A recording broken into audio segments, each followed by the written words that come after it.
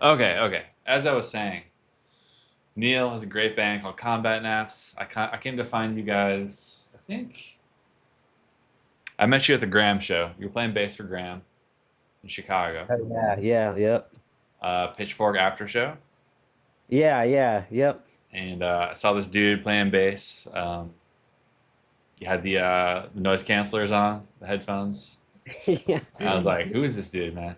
Um, Those are useful.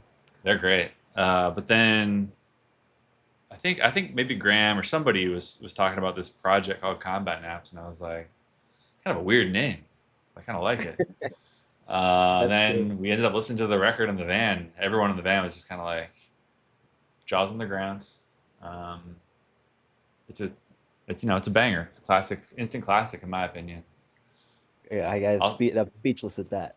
I'll stop gassing you up, but we're gonna play the full album in a few minutes. But before that, I wanted to yeah, talk and see if you have any feelings on Spotify streaming services, because like I hit you up before I did this, and I was like, "Yo, I think this is what's coming. We're gonna take it down. How do you feel?" And if I remember correctly, you were already doing it. Yeah, yeah, I was sick of the platform. I didn't really like going on it even before its recent slew of evil decisions, on the executive level, which seemed to kind of just cascade down and just like insult after insult to people's intelligence and moral sense.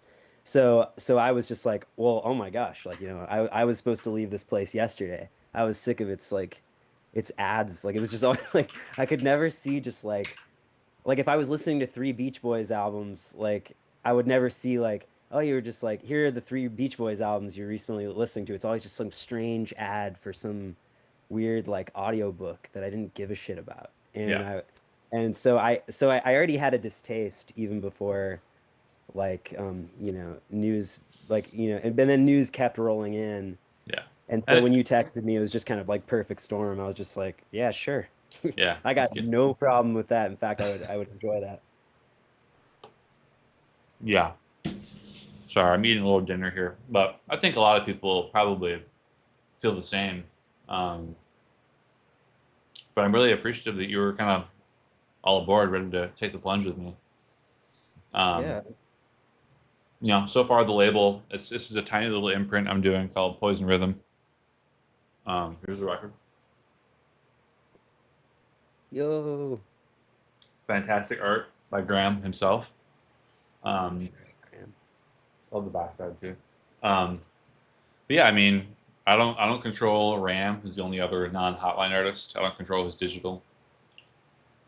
So I think it's a case by case basis. Like if the next band we want to put out wants to keep it on there, I'm not going to hold them to it. But it's just cool that you're on board with it.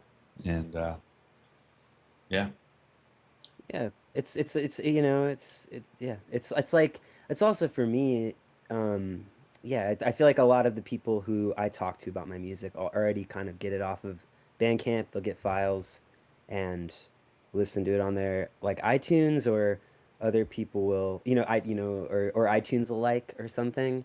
And then other people will listen on Apple Music or something. yeah, Or YouTube. Some people, like I know some people who are like YouTube listeners. I mean, there's all kinds of places.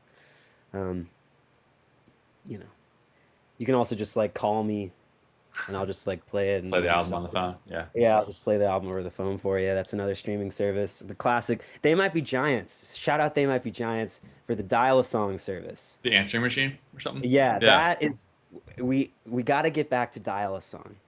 I'm That's down, what dude. that's what I'm talking about. Yeah. Um, what else? Tell me any other stories from release day. How was it getting the? This is your first vinyl. Yes. Oh, yes. I feel like that's always kind of a cool moment, like getting those in the mail. I don't know. Yeah, it was a really cool moment getting them in the mail. I was really they were so like, well packaged. There was a big sheet of bubble wrap over it. There was a special third man pressing tape Yeah, over it that just made it look like some sort of like your you know special element that like, some sort of contraband that I was like being entrusted with. and I was very excited. Cut it open, saw them, you know. They were packed in there in like little tens of records. Yeah, I was like, whoever did these, you know, like this was done correctly. You know, yeah, I am at the other side of something that has gone really well, and then yeah, I've been excited about them. I want to also say I was very excited for test pressings. oh yeah, You sent over test pressings, and that was even more like I think that was an even bigger jump yeah, because I had never seen anything that I had made it um, on vinyl at all. And like seeing going from zero to that seemed amazing because also test pressings for me, as someone who trawls Discogs, as I've mentioned in the past, like that's just the coolest thing to me. Like the little things that are like, well, that's not even a release. That's just an object that you're just like cataloging. yeah. That's and so that was even that was very special. I was like, oh, I have one of those special objects that would be like a really cool, just a cool artifact to me. I feel like yeah, I kind of picked up pretty quickly that you and I are on the same page with a lot of this stuff. Like when I started advertising, you at a very small level. That like, hey, I'm doing a little label. If you want to work together, like send me something in the mail. And like within seconds, I feel like you actually mailed me a CD. Nobody else Shout did. out, shout out to Julia for that though, Shout out to because Julia. yeah, She and knew. Julie was probably the person who told you about me in the first place. Probably.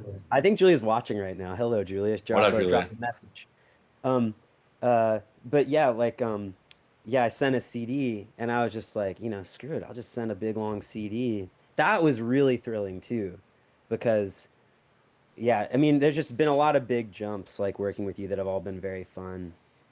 Yeah. And th that was another cool big jump is like, oh, here's like a band who's like professional and like makes these very impressive records, got this. And it's, you know, calling and talking to me, it's all the same, you know, it's all just people, Yeah. um but it was very cool. You know, I was just like very Yeah. If you haven't figured it out yet, you're gonna find out very soon that we're not professional. We're gonna be on tour together I for like guess three so. weeks or whatever. So, Yeah, um, that's but yeah, I mean, we have achieved some level of success. I guess that's allowed us to sustain, self-sustain, and go on tour and make records and whatever. But like, yeah, so I guess I do kind of want to like compare that to like okay, dropping your music on a streaming service and like the level of excitement, which I'm sure is still there, but like I don't want to be all old boomer nostalgia guy, but like seeing all your records in a box or your CDs in a row or your tapes in a row, it's a very different feeling than like, okay, it's on Spotify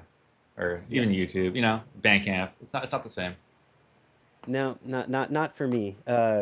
You know, I mean, I think for me the feeling most habitually comes with CDs. I think that goes farthest back. That kind of cuts the farthest back for me. But like ever since I inherited a record player from a friend who moved and started playing like Bob Dylan albums on records and like watching them and having good experiences with vinyl and then also like you know learning about the history of vinyl and like just knowing that yeah these are the records that like that my parents like would put on, you know, like with the Beatles and stuff. It's just really cool. It's a cool history to feel like you're a part of, I guess, when you see a Yeah, vinyl.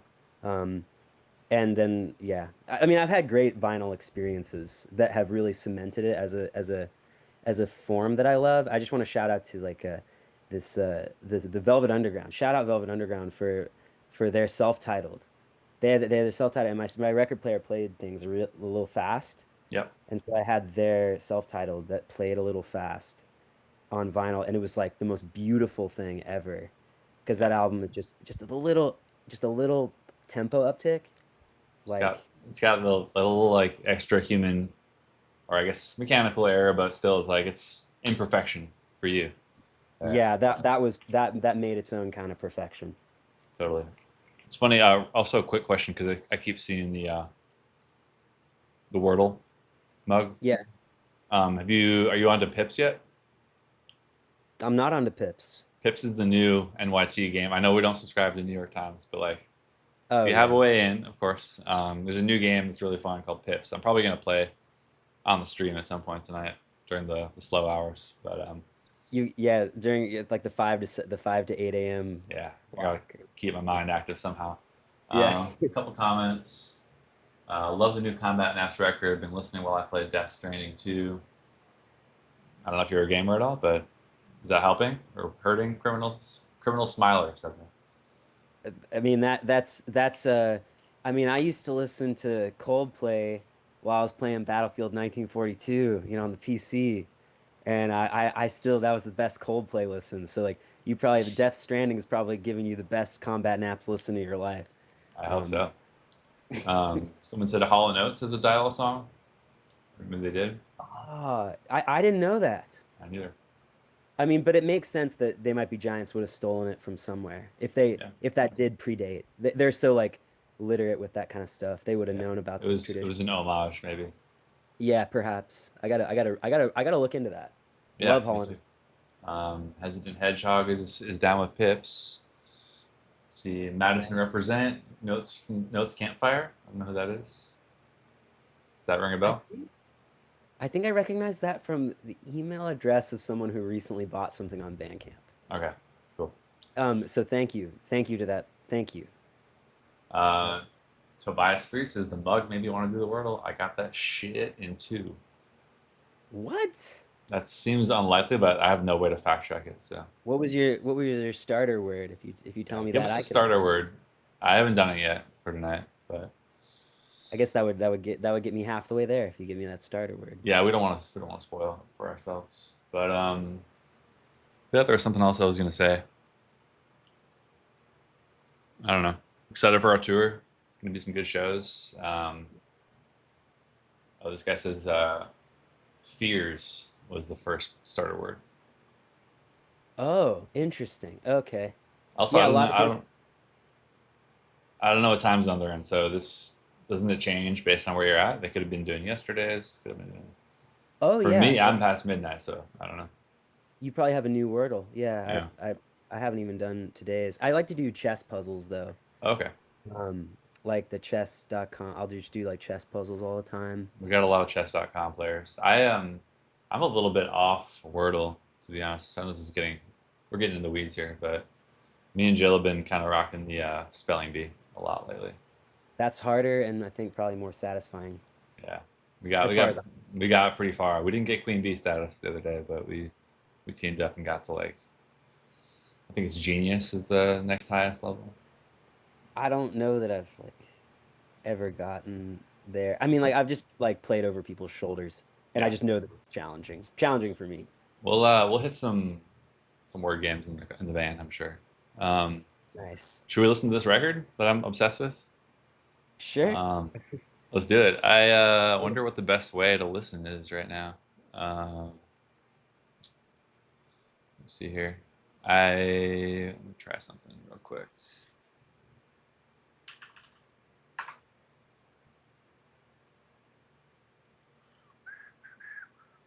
What else you been listening to lately? Um, Lately I've been listening to like a little playlist I made that has like some kind of like tearjerker folk songs that I love. Like I really like that performance of Bob Dylan doing I Was Young When I Left Home. And I've been listening to my favorite Judy Sill all the time. Oh yeah, Judy's I awesome. just I just love her and I can't get away from that album that was mastered by Jim O'Rourke. The Ooh, Jim's Just- awesome too. I actually been listening to some Jim O'Rourke lately too. Women of the World Take Over. Is that like his yeah, classic album? I know the one Eureka, album. yeah. Yeah, Eureka. Yeah, Yeah, Eureka, I would actually recommend Insignificance. That's where I would start. really That is an actually perfect album. cool. Um, yeah, Um, no dull moment on that thing. yeah. Well, I don't know. Are you in the chat right now? I am. I don't think I am. Where should I go? If you want, like, I'm gonna play the album start to finish. I'm also gonna like take this opportunity to post a few things on Instagram. Cool. But I might leave the chat going. People want to talk. Um, if you want to answer any questions people might have, you don't have to. But yeah, whatever feels like a good vibe to you. I might leave the Instagram going too. See if anyone's saying anything there. Oh wait, yeah, I'm on Twitch now, or I'm Okay, I'm on cool, Twitch. Welcome to the chat room. Here we are. cool. Yeah, Neil, you let them know if you're gonna be here. Say hey, I'll be here. If you gotta dip out, dip out. you know. But I'll be running the album start to finish. Um, is the album gonna be on Bandcamp? Um, I We was gonna haven't, ask you that question, how we should we do haven't that. talked about that. Yeah. Um, I I think don't it know. Should we? Let's probably. Yeah.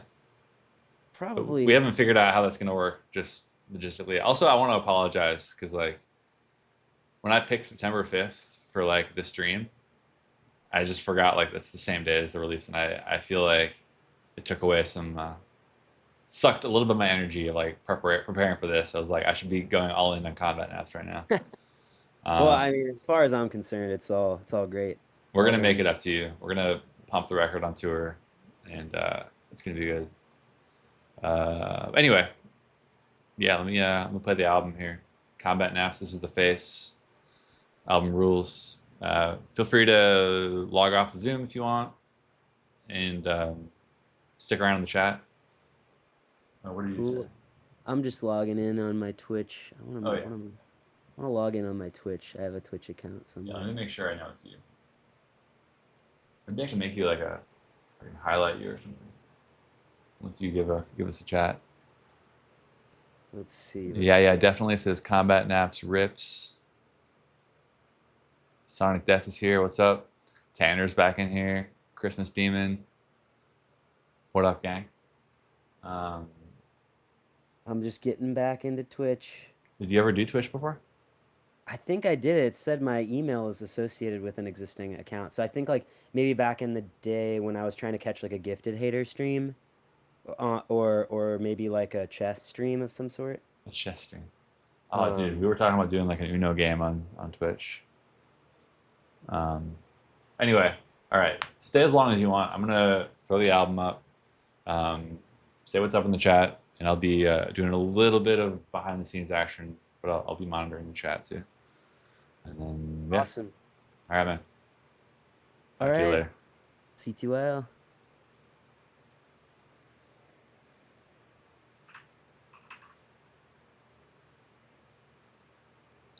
I just closed the Zoom, honestly. He'll be in the chat, but let's get this album going.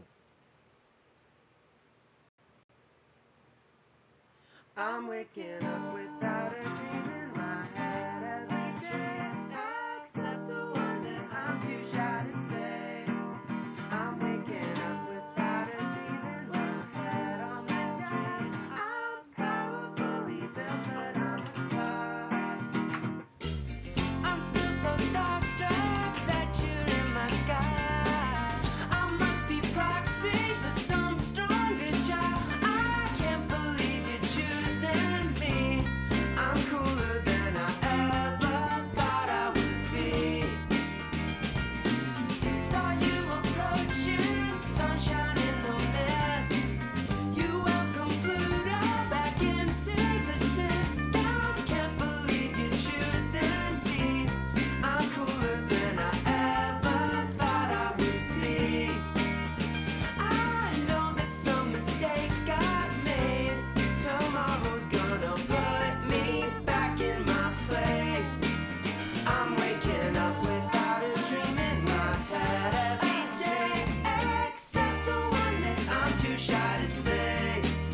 I'm waking up without a dream in my head on the job. I'm powerfully built, but I'm a slob. Now I'm dancing, I should let you know that I'm dancing on the dirty floor, 'cause it's terribly unusual that I made whatever gesture made you think that this was the face. Come on, yeah. I'm just still so starstruck that you're in my sky. You must have crossed eyes and thought I was high. I can't believe you're choosing me. I'm cooler than I ever thought that I would ever be. I'm waking up without a dream in my head every day, except the one that I'm too shy to say. I'm waking up without a dream in my head on the job. I'm powerfully built, but I'm a slob.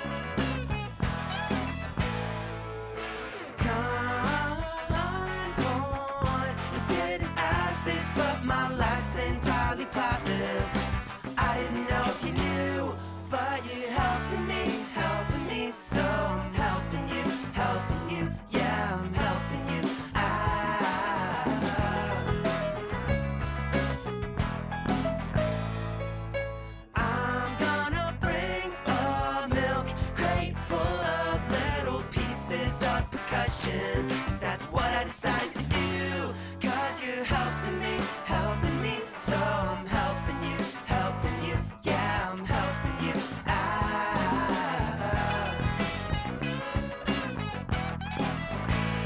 Yeah, you're helping me, so I'm helping you, yeah, I'm helping you out.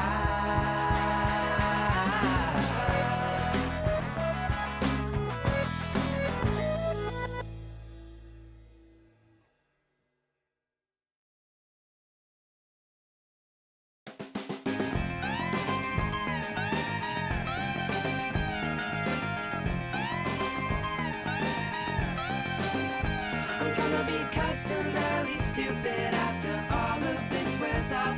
All devouring drugs and commentary, all stage props. I'm gonna need samples till my hearing is mad scientist love song. I'll punch people in the face, protagonist, Commodore 64.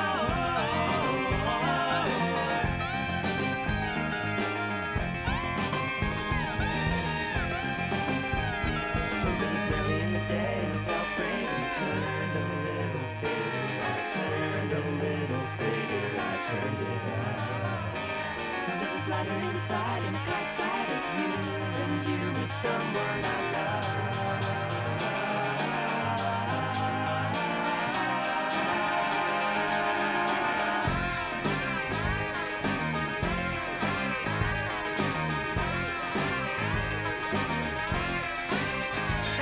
Continual depletion of the sheep that graze at noon. Yes, they come back in another form, like song and different news. And if you can bulldoze their suspicion just to keep their fears at bay, whenever this all wears off, you shed that confidence anyway.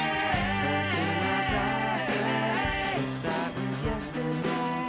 Stifling laughter and tearing up a little fridge. If I'm not fine, at least you're innocent. I get the inside scoop on the difference of that. The song's wearing off again. Guess I'll lie down.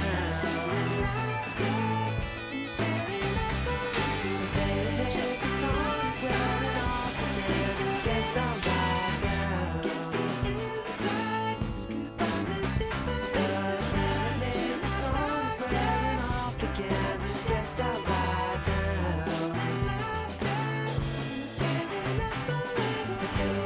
The song is wearing off again. Guess I'll lie down.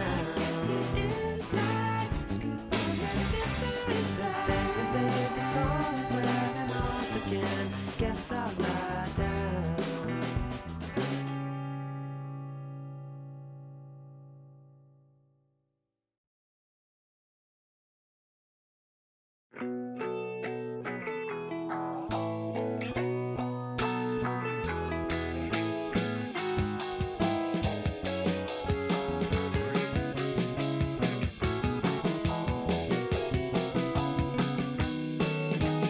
It's alright with me. I understand why you had to leave.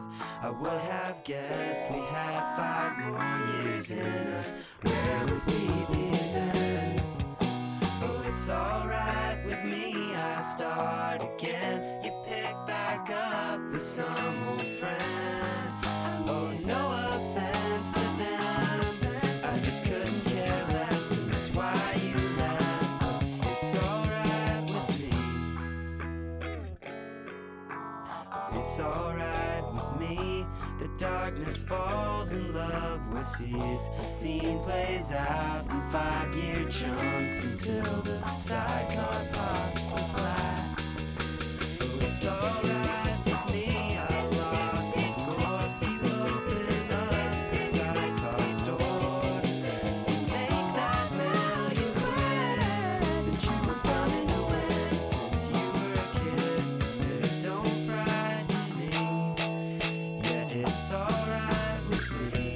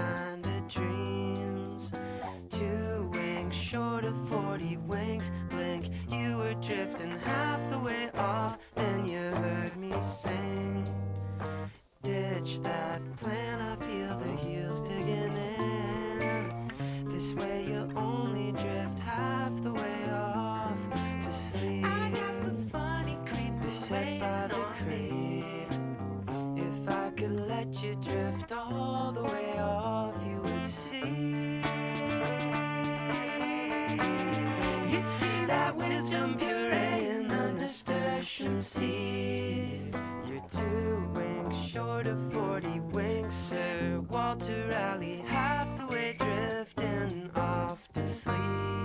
A concrete bunker in a complicated city.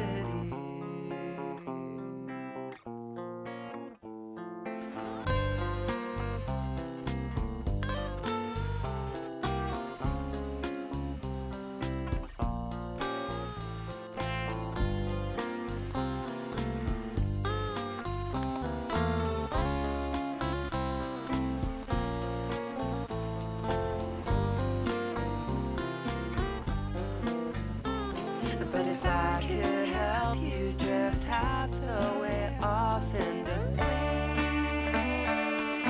and have competitive eater kind of dreams, you're 2 winks short of 40 winks blank. You were drifting half the way off, and you heard me sing. Gotta ditch that plan, I feel the heels digging in. This way you only drift half the way off. Just drift halfway, still beset by the crib. Just think how big in the heart of your love you can be. When an elephant lifts up its head, it can see the moon's got 40 little moons. You're telling me you only drift halfway off to sleep in a concrete bunker in a complicated city.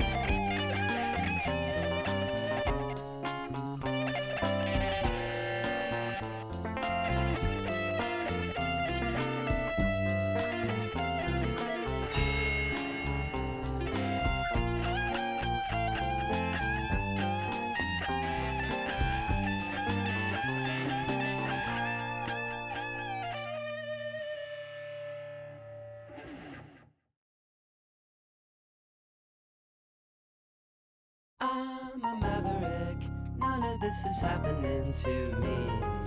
None of this is happening to me. When the world shut down, I was making a try, and everything outside it came in seconds. I'm a maverick, none of this is happening to me.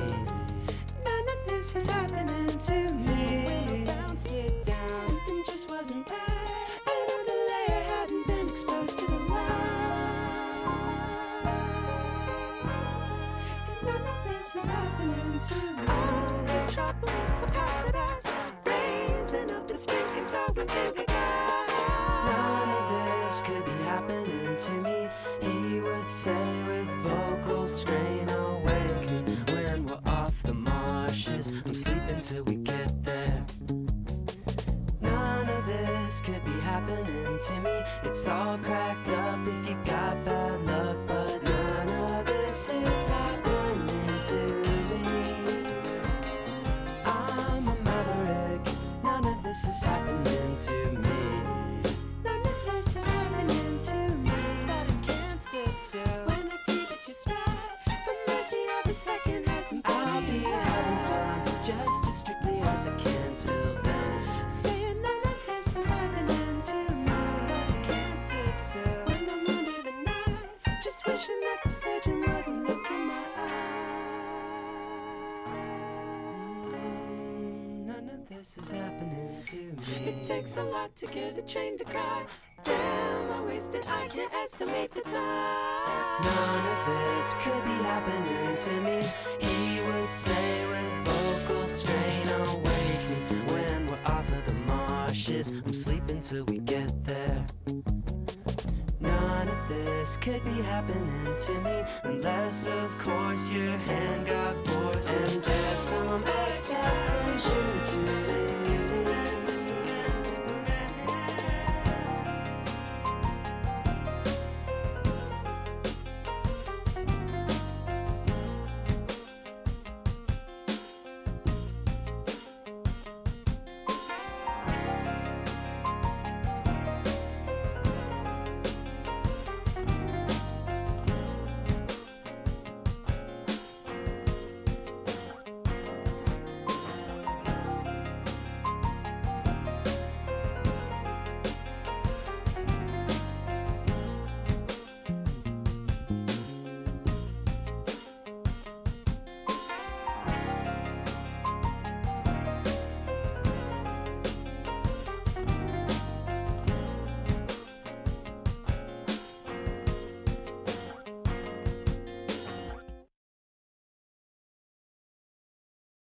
Nothing ever happens to me, nothing ever does.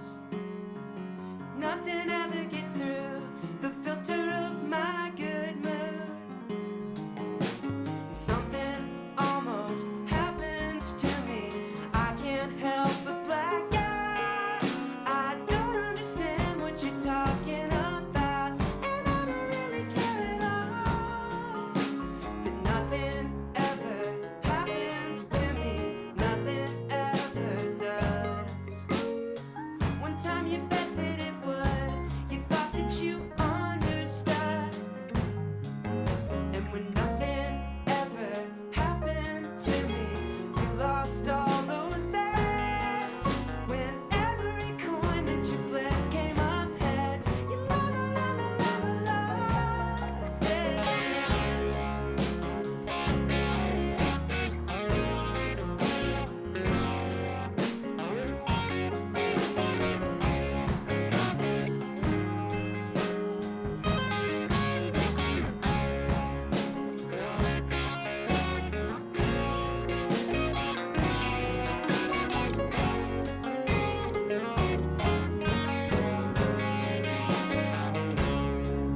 Yeah, nothing ever happens to me, I don't hold my breath.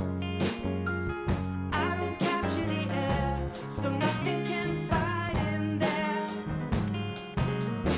Nothing ever almost kills me, it's hit but mostly miss.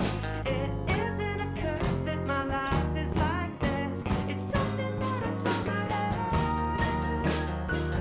Let it happen to them, let it happen to them instead.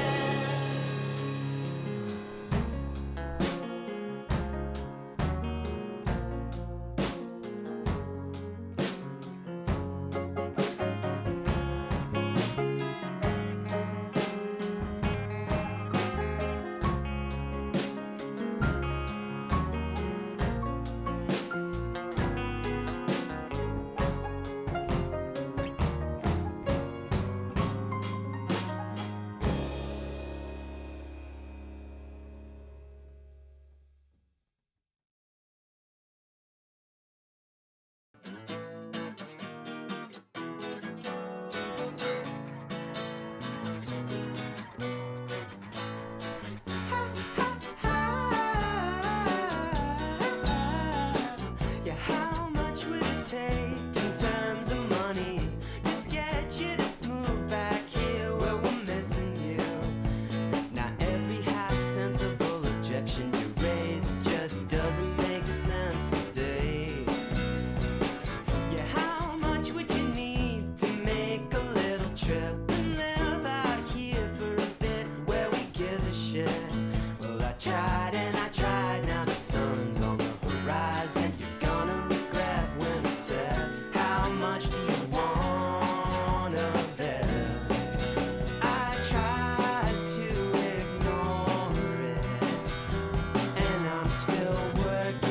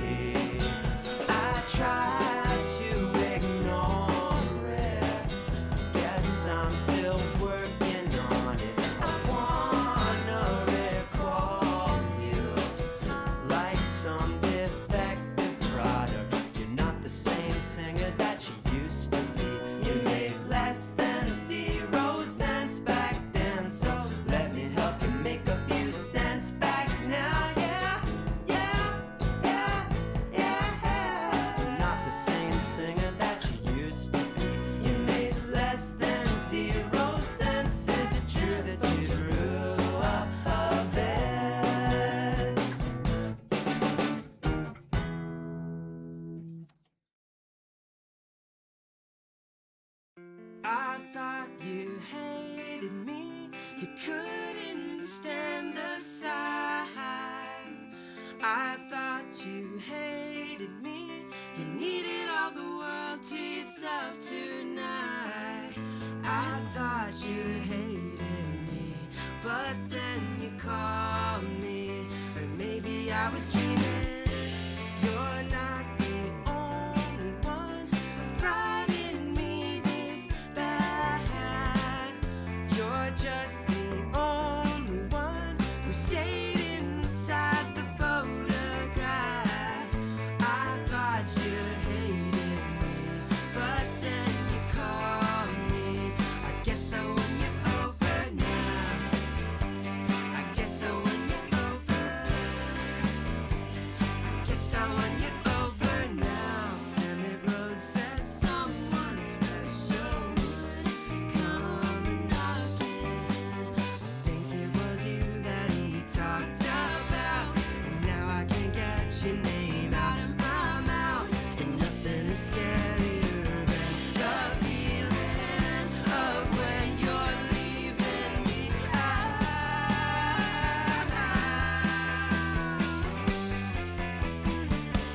I thought you hated me, you couldn't stand the sound.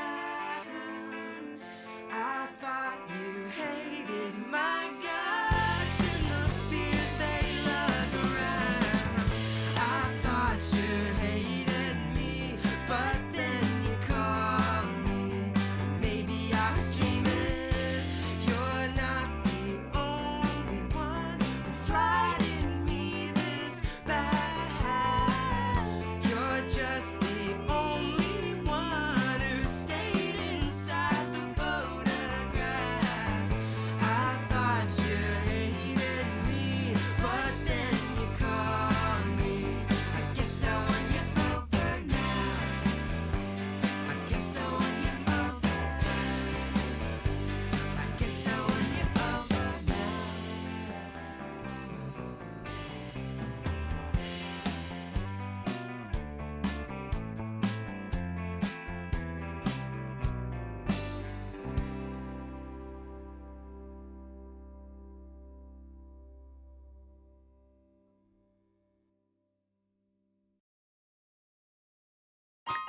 I can't believe just how big or nothing can be. I amassed 1,000 books, all useless to me. I'll never need another book, I got all I need. Gonna close the book on all that misery. All the lines of dark text, finger marking my place. They make me fall fast, yeah, they put me to sleep. I should've known that they meant nothing at all. The mistakes you wrote down, they're yours, not a one of mine. Yeah, I was wasting my time. Yeah, I was wasting my big nothing isn't plain to see. Half of it's bigger than the whole wide world, and I got something like a mystery. And it's really that girl who's under the mistletoe.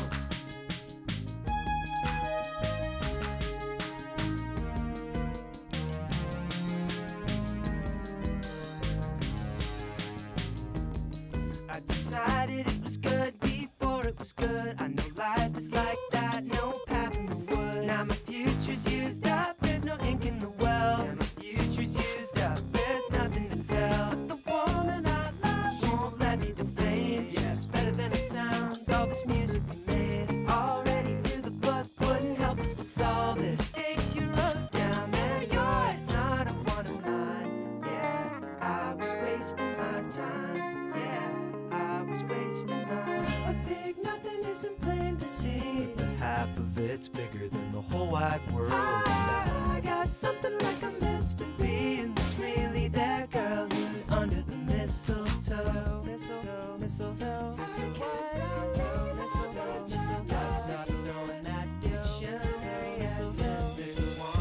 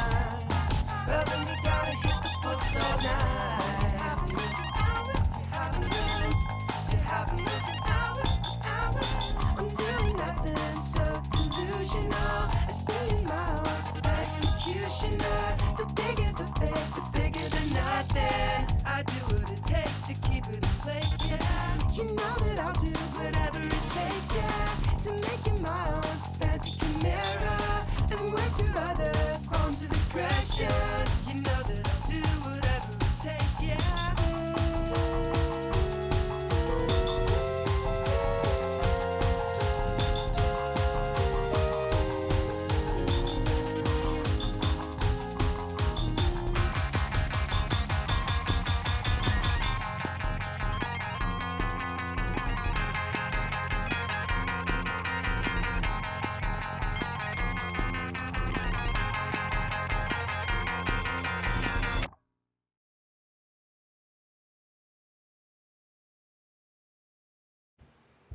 All right, y'all.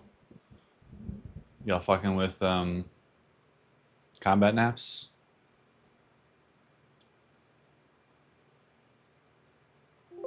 Pretty awesome. We don't have to go back and forth about who's better than who. It's all good.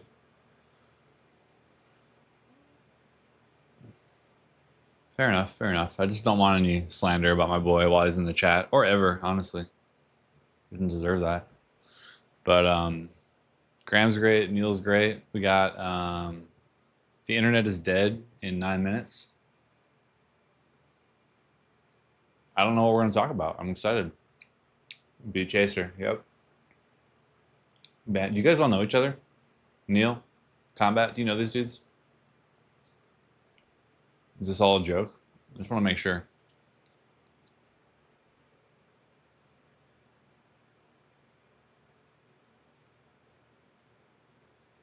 Someone bought the record. If you want to buy that record, it's called This Was the Face. Out now on Poison Rhythm. We're gonna have it on tour. You can buy it. The link I sent. Let's see if I can resend it.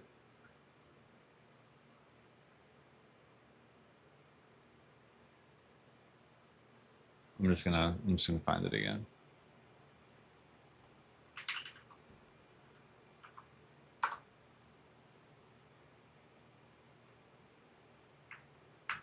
Drop that link.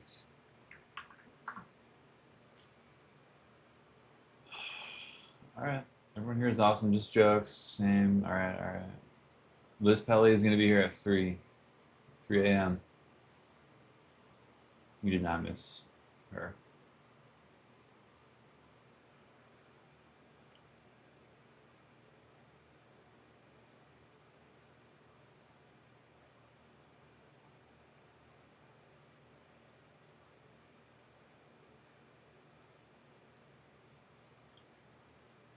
Wow, I just posted a bunch of reels.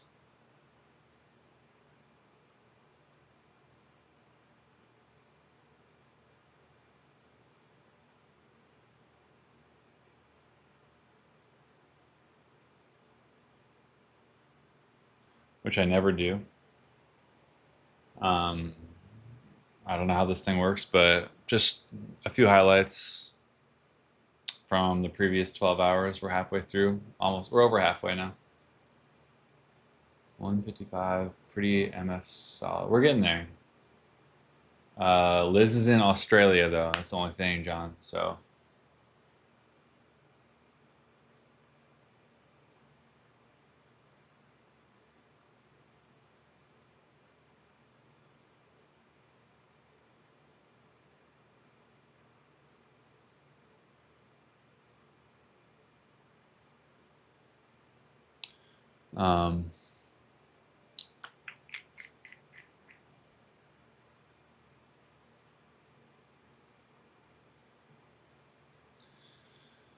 Reels legend, yeah, dude. I don't even know. It's a mess. Jill had to like text me and walk in here and like take my phone away. Man, I just had a great walk home listening to Raspberry Moon. What a great album! Thank you, man. Did you buy a copy on Bandcamp tonight?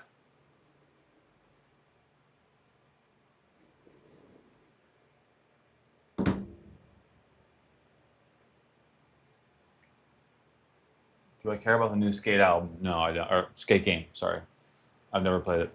Never played anything from that franchise. I've seen some cool footage from it though. I'm a Tony Hawk guy.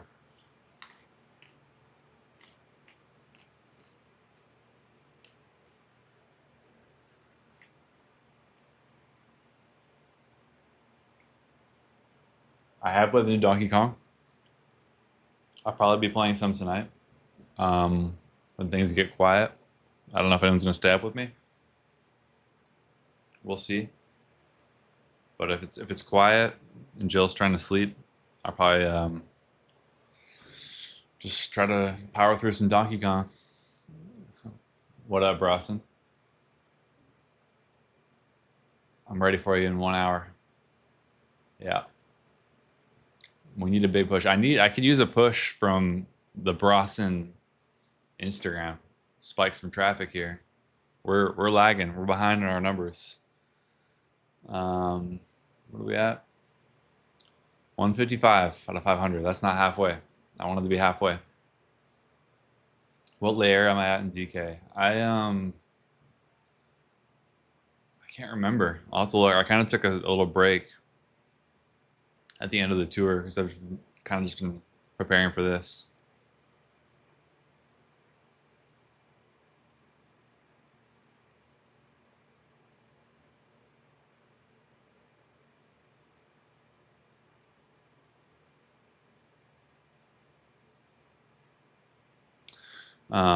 Sour Widows are going to be on the show in half an hour after this next guest.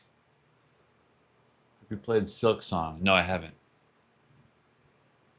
Yes, I need a push from your Instagram. I could really use it. Spike that traffic. Maybe like when you're about to be on, or like say you're going to be on in an hour. That'd be cool. Bronson. I know you don't run it, but you know who does. Will there be 3 guitars on stage at Zebulon? Okay. Can you just tell her? I'm texting her right now.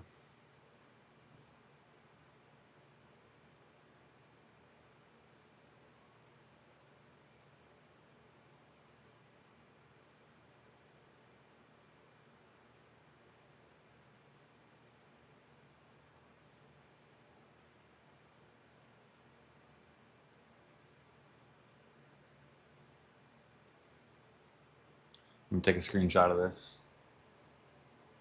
I don't know if she's still awake, but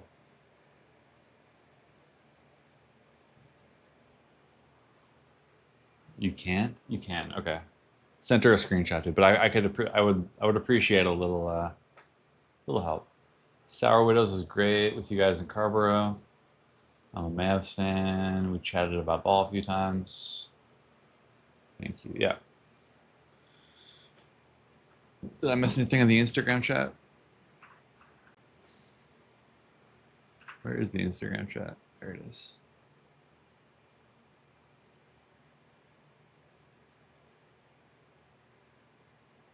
Hi, hotties. Has anyone told you how stunning you look tonight? I appreciate that. No one's told me.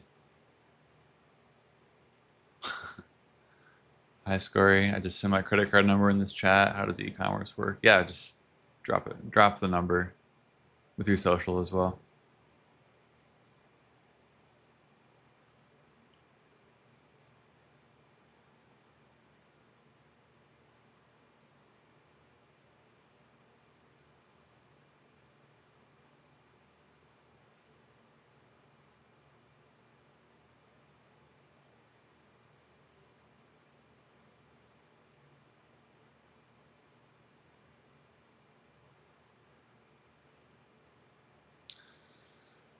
Um, okay.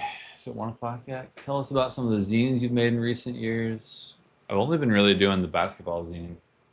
And even that I do, it's kind of scant at best.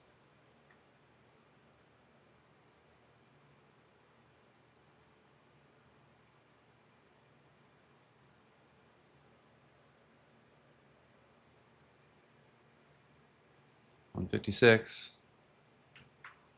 Cheers from Chile.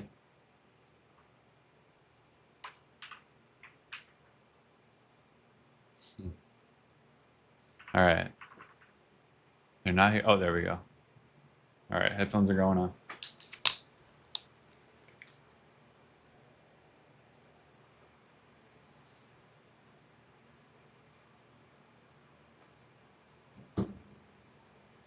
What's up, guys? Uh, How are you?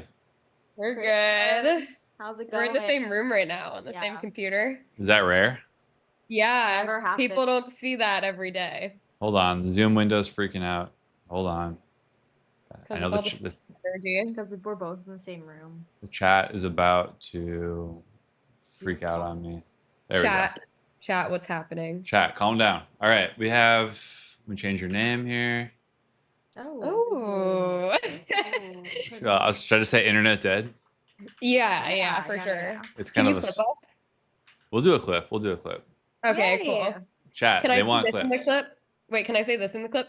Spotify this, Spotify that. When are we gonna talk about me? All right, someone clip that, please. I'll do it. I'll do it. That was really good. That was really, really good. Oh, and now say what you were gonna say? Spotify, can't live with her, can't live without her. Am I right? I think there's probably some people in here who agree with you. Yeah. But yeah, How's what's it's going pretty good. It's Yeah. 1 a.m. I'm a little like chopped and fried right now, but Yeah, that makes sense. Yeah. having fun. What's up with you guys? What are you doing? We've had a night. Yeah, we've had a night. We went to TVI. Mhm. Who played? Lots of hands. Yeah. Okay, I've Shout heard of out that. Lots of I've heard of Hands. that. Yeah, Actually. they were They're awesome. awesome. They have They're one of my good. favorite songs ever. Yes. But our friend was there on a date. Okay. Yeah, we might have acted We wrong. acted wrong. Okay. Well, Before we go any further, let's tell the people who you are. I know who you are. Everyone, we're the Internet is Dead podcast. I'm Brittany. I'm This is Samira. We're the Internet is Dead podcast. we're You guys both interviewed us a while ago. Yes, we interviewed them. It was fun. There was Yeah. a lot of stories were told. I don't really remember which stories, but I remember that Lucky had Yes. a David Lynch poster on his wall. Right. Wait, Yeah. what was the crazy story that was told? I think that I was made to cut it out. The crazy story. Oh, yeah. I did Yeah. not. We'll leave that. We'll leave that there. Yeah. But yeah, like you saw the post about the telethon coming up, Yeah. and you hit me up. You're like, we want to be on the show, Yeah. right? Yeah. And now we're here. What was your reason for like wanting to be on? Just wanted to hang out, Well, because we can just hang out. But if you have anything specific you want to chop both, about. honestly. We were like, oh, maybe we could say some jokes. We could write down some jokes and then say them. Yes. We could tell our Spotify stories. She wants to talk about Taylor Swift. Okay, yeah. What do you got? Well, you also, I feel like, have Interesting. Yeah, I feel like yours is probably more interesting to start with because it's like your thing with music label. or Yeah, I do have an label. interesting story to tell that Yeah. I told on the podcast before, but like I think it correlates because I had I had an internship at like one of the big 3 labels.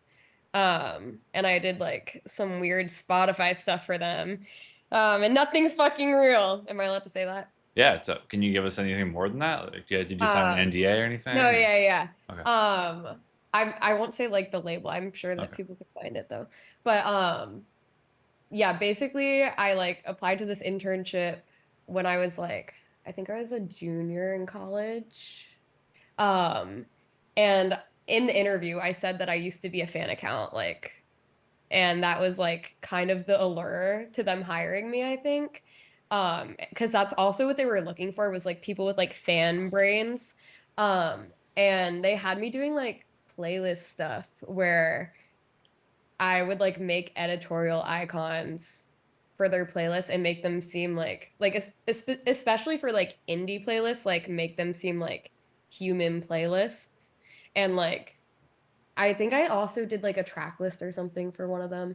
And they also did like other interesting things of like having me like run like fan accounts that were actually run by the label that were like posing as being a part of like their fandoms, which I think is interesting because it's just sad because I think that like fan world is like sunshine and rainbows, and it was like something really, really sweet when I was young and I was a part of it. And now it's like commodified, and I feel like it's very similar to like just like the evilness within Spotify, it's just like, oh, everything's fake and run by the corporations, and it sucks. So And So yeah, that's where you've arrived. yeah, yeah. like this point. everything's run by fan accounts, which is like crazy. Like that's what people like actively seek out, which is really interesting. Everything's it's run like by fan cool. accounts. What does that mean? Like for corporations and stuff, like that's like what they, because that's what's gonna like capture like young kids, you know, like that's what's gonna like get their attention. Like if like like it's like former Stan accounts. Like posing as like something genuine and sincere, and like I think like corporations just realize that like people with like who were fan accounts or just like have that sort of brain like will get them farther, and like now it's kind of like it's sad because I think that was the sincere thing, and now it's like everything just gets broken apart by Like they know the tricks. they know the tricks. Okay, I think I understand what you're saying. Yeah. But yeah, like what? How do you guys nowadays find? I'm assuming. Do you have Spotify accounts? Is that how you listen to music? No judgment. Yeah, Yeah. Yeah. yeah, I Um, still use for Spotify. I feel like I haven't really been like finding new music though on Spotify like in a long time. Like I normally just have been listening to like the same like music I've always listened to like on Spotify. is that like a result of using Spotify, or do you think it's ebbs and flows, or what's your Yeah, I take on think that? it kind of ebbs and flows. Like I feel like I just haven't like found like discovered good music. Like I feel like mainly like I discover like music through friends or just like word of mouth at this point. Well, I Yeah. mean, I know that so much of it is like filtered through their just like label music. I mean, I read Liz Pelly's book, and I don't want to just like repeat everything that she said in her book. Um, but because I know she's also coming on to talk, Yeah. but I mean, so much of it is just like the stuff that's filtered from the labels, and then also just like fake music. Yeah. I mean, personally, I feel like I've never used it. Like more so, what I was thinking about, like is I think the like appeal to Spotify is literally just like friends being on it and it being the thing that everyone's used for a long time, and Yeah. like seeing your friends' playlists and stuff. But other than that, I like have never really found it like Yeah. to be good for discoverability. Yeah. I miss like I don't know if you remember 8 tracks or if you were ever like had heard of that. It I was do like an actually kind of old remember like that. Yeah. yeah, it was like old like Tumblr like it was like integrated with Tumblr, but it was like also like playlist based, but it was like like communities like people would just like make playlists and mixes and then you would like listen to them. And it was like similar to Spotify in that way, but it was like all like just like, you know, humans and like people making them and stuff. And like that was like so fun. Like I feel like that's how I found like any like music when I was like 13, 14, 15. Yeah. I miss 8 tracks. Let me see. I mean, yeah, there's so many like little tech platforms and websites that. I mean, I'm old enough to even. I had a top 8 on MySpace. I was in the trenches for that era. Yeah. But Yeah. Mhm. yeah, it's kind of like what I think about like with Spotify. It's like anyone who was listening to Hotline TNT that way, that we just yank the music out for the fans, you know, and that's the nature of these things. I mean, anytime something happens that an artist doesn't like, which there was a lot of that for us, like you don't have any ownership over the music that you want to listen to if you use it that way. So Yeah. that's kind of where we came Yeah. hold the Well, I rug a feel little like bit. that's kind of Taylor Swift. yeah, Yeah. because she was explaining to me the Taylor Swift Yeah. thing earlier. If you want Just to that talk it's about like it. crazy, like that she like took all her music off Spotify for like 3 years and like had it off for a long time, and then like it was like obviously like she's like Taylor Swift, so that's why like she could do that and like fans like still listen to her and stuff. But, like even though they were pressuring her to like put it back on Spotify, like she didn't, and then like she ultimately like did, because she like negotiated a better deal with them or whatever. But it's just like interesting that like that like now like her like music like kind of depends on Spotify because she has like limited releases and like vault tracks that like all will like come out eventually on Spotify, but there's like no physical CD that has all of her music. Like it's all just like on Spotify. And it just like sucks. I feel like that could have like done something like really like good in terms of like made like a big difference for Yeah, like artists. And she it's could just have like been yeah, one phone call for Taylor to kind of Yeah, help literally. everybody, but Yeah. which is crazy that like one woman has that power. Yeah. also, you know, I feel like a lot of people are saying like we need Taylor, we need Drake to like take a stand. No one's gonna care until that happens, but like Taylor was off for 3 years, and nothing changed. So I don't know. I don't necessarily. Yeah. Well, it's I don't. definitely the way she went about it. Like, it wasn't for the people, it was for her. You True. know? True. Wasn't Joni Mitchell also off Spotify? Joni was Yeah, it off. was Neil. Neil Yeah. was off. Yep. Yeah. A lot of Yeah. people come back. We're not going to They come all back. come crawling back. We're not coming back. You can download the VOD for this, guys. We're not coming back. Clip that. Someone clip that, Clip please. that. Clip that. That. We're not coming back. No, Yeah. it's a permanent decision. I feel pretty secure in saying Have you that. guys taken music off Spotify before or no? We've only been on for 2 years. Okay. We never were on until 2023. Yeah, because I feel like when we talked, you were like Yeah. talking about how you had just put your music on there and how like fans used to comment and be like, please put your music on Spotify. I want to listen Yeah. to it. Yeah, and I think the climate has changed since then. And I already said earlier, like I don't regret giving it a shot, but it wasn't for us. And I hope there's other bands out there that feel the same way. I think there are. Yeah. Yeah. There definitely are. A lot. I think it will genuinely just take someone like who Spotify can't lose, like, or enough people who Spotify can't lose. Not that you guys like aren't, but like, you know, like someone like really large scale, like, I don't know. And it sucks because I think that it would only take like someone a little bit like smaller than Taylor Swift to do that.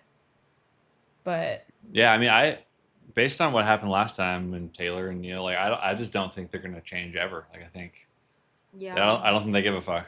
Personally, I think Yeah. there's enough people that don't care, that are nihilistic. That I mean, maybe like even like when Jay-Z and Daft Punk and everyone got together and made Tidal, like that was kind of a big push of like yeah, I forgot about that. we're gonna do something that didn't really move the needle. It was an attempt. Yeah. But I mean, I- they probably are just making like way too much money also to like ever go back. People like making money for sure. I'm gonna read some comments here. For listeners outside the U.S., like in Latin America, not having music on Spotify forces us to buy physical albums, which includes very high shipping and import fees. I'm pretty sure Apple Music services Latin America. I'm not sure which country exactly you're in, but I do think there's other options. There's still YouTube. You know anything about that? She doesn't know anything about that. I'm not there, so I don't really know. But yeah, penicillin allergy in the chat saying there's definitely other options. YouTube's everywhere. But this commenter also said, that being said, I support you. So thank you, Cibermios. Not sure if I pronounced that name. Does everyone in the comments want to send their phone numbers in the chat? Yeah, we could turn this into a different kind of stream because I want to have some meetups. Does everybody in the comments, if you're hearing this, want to send your address in the chat, and Hotline TNT will send you their album for free? Oh. We'll definitely send it for free. There's a little button on our big cartel will get the album rights to your shipping address for free in exchange for $25. Or if you send your address in the chat, I heard that you get a free album. Yeah, it's definitely free with purchase. Free with purchase. Yeah. Hold on. Don't ask because I will send mine. Brock, calm down. Got back to downloading old emo albums from Soulseek, like back in high school. I don't know. I think you guys are a bit younger than me. Are people in your age bracket using Soulseek? Do you guys know what that is? I don't know about I don't know what it Soulseek. is. I mean, Okay. I was gonna say, because I was thinking about like what music stuff people use now. I feel like Yeah. Nina Protocol is like the newest thing that people my age talk about. Yeah. People are talking. Okay, what are people saying in your age? People about- love it. People They are love it? excited about it. Yeah. Okay. We actually we're hanging out with a friend tonight who was like, my new EP got featured in the features section of Nina Protocol, and he was excited about it. Which is awesome. That's good, I feel like. Yeah. I feel like it's that alone is like people care about like it's like 10 years ago, 20 years ago. It's like we got a Pitchfork review, and now it's Yeah. the editorial section of Nina Protocol is making some kind of little splash, and I think Yeah. maybe it's a Yeah. big splash. I don't know.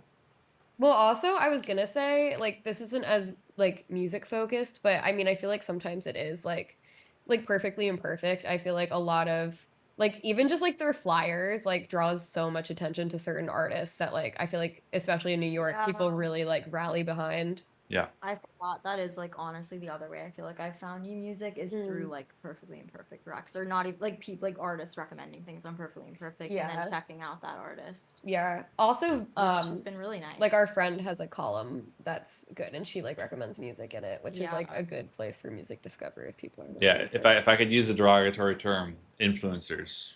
But like Perfectly Imperfect, I kind of see that way, and that's not derogatory actually. I like that feed as well. I think it's like it's just cool. It's a good vibe. Like I think it's like the aesthetic is on point, and that Yeah. stuff kind of matters. They've It's got those curated. graphics. They've got the little Graphics look stars. great. Everyone wants to be on that website, you know. Yeah. That's true. Everyone wants stars on their face. I know. And yeah, I do feel like a feed like that, you know, is kind of the opposite, not entirely like polar opposite, but like a service like Spotify, which is really leaning in on just like, we know what you want. Here it is, served up by a robot. Just push play. Don't think about it. Everything's in the same box. That's how I see Yeah. it anyway.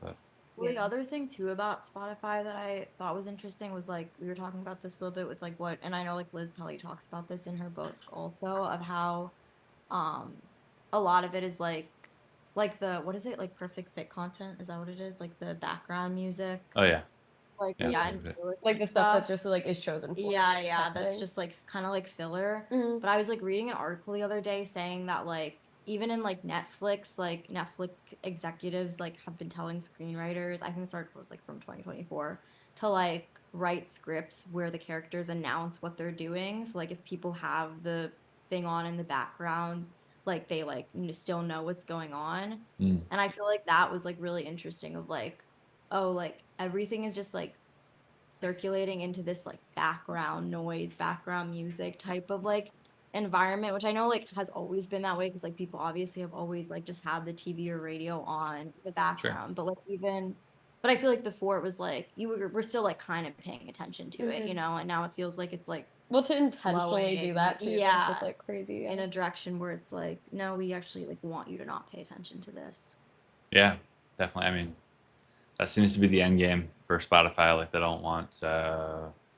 It's, you know, they're trying to squeeze as much money out of the investment as possible, and they figured out a way to do that, which is having robots do everything, which is cuts across music and all sorts of industries in the world right now. So Yeah. it's not just music, but yeah.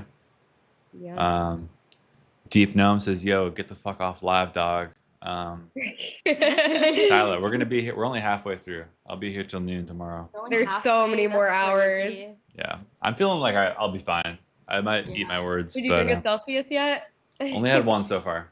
Okay. I was Wow. watching you like do like the like you testing it yesterday, and then your partner being like, he just plays with his live stream all day. Like he won't stop fucking playing with his live stream. Yeah. I thought it was really funny. Now that we're actually doing it, she's proud of me. She thinks it's cool. She is in the next room watching something on Netflix. Oh, know, maybe she's they're like- announcing what they're doing in Yeah. the show, and then you could hear it, and then you could tell us Could be. what's going on. Yeah. Some people in the chat want to say, are you guys Hotline TNT fans? What's your favorite Hotline song? You don't have to answer that. Oh. You don't have to answer that. I have That's- wait Mine is If We Keep. yeah, that's also my favorite. Oh wow, okay. Hanging Dude, out. that could have been. That's like our TikTok song. I feel like. Really? But, I didn't find it on TikTok. I found it. I actually did find that on Spotify when I was in Europe, and I like relate Yeah. that song to Europe because I listened to it there. right on. I mean, that's just like a weird like outlier of song that kind of Yeah. put out on a whim. It was like, see what It's really happens. Well, keep Thanks, it guys. out. Thanks, Keep guys. it out. I Our appreciate favorite. that. Thank you. Play that live. Play that now, even. Play that live. Yeah, someone's saying, didn't Spotify CEO invest in AI weapons? Yes, they I was did. gonna say that, but I didn't know if I was allowed to. Yeah, you can say whatever. that'll That's make- that was, to me, a lot of people I think are latching onto that is like, oh, this is why Hotline left, and it's like, no. Obviously, that was not a cool move by the reptile king of Spotify, but It is interesting though to see like if artists will like take a stance now because of that, like other artists. yeah, we've seen a few. I think there'll be some more. I hope. And it's just like so much I feel like has come out that's bad about them that it's like what more does it really take? But it's also like I still use Spotify. So Yeah. like it's just difficult to get everyone off a platform and like It do is. it how to do that right. It takes a Herculean effort to make a big shift. It's so ubiquitous right now. Got a few more comments here. BD World says YouTube Premium beats the fuck out of Spotify in various categories. Ooh. Any comments on that? You guys on YouTube Premium yet? Not on YouTube No. Premium. I am. So it's like with this might be a dumb question, but with like YouTube and like Apple Music even, is it like do they pay artists more like than Spotify like in terms of Apple, yeah. I know like Apple Music does YouTube pay like more like significantly more also? To be honest, or- I think last I checked, YouTube was less than Spotify. I think it's actually the Wow. worst. Oh, okay. YouTube, I kind of just in my brain, I just kind of put it in like it's YouTube. It's like I don't nobody cares. Like But Apple which- Music pays more. Apple Music does pay more than twice what Spotify does. But yeah, I mean Spotify is just so much bigger. Like so many more people are on there, so it is still our biggest. For anyone who hasn't been watching the whole time, say it again. It's Spotify is the by far the biggest source of our streaming income, which is not Someone wrong. just needs to like take Apple Music and make it more interactive, and then I feel like there won't be as many problems here. Is that? Tell me what you mean by that. Interactive. Like just how there's like friend activity and being able to like see the play, like add your friends and stuff. Like to me, I feel like also if Spotify were to like take that to another level and like add notifications and stuff on Spotify where you could like I know they have this, but it's like a janky version of like seeing who follows you and stuff. But like that entire just like landscape, I think would probably push a platform over the edge for like I don't know, just like competition wise with Spotify because they're not even very developed in that. Like Yeah. it's like not a good like landscape for it. I don't know. So I'm just kind of trying to not regurgitate, but like reflect back what you're saying, make sure I got it right. Like you want music listening to have some more like just kind of fun features of like if I'm listening to music on this software, like there should be some like I mean, didn't they just release like a DM feature or something? I think they Stuff did. like that.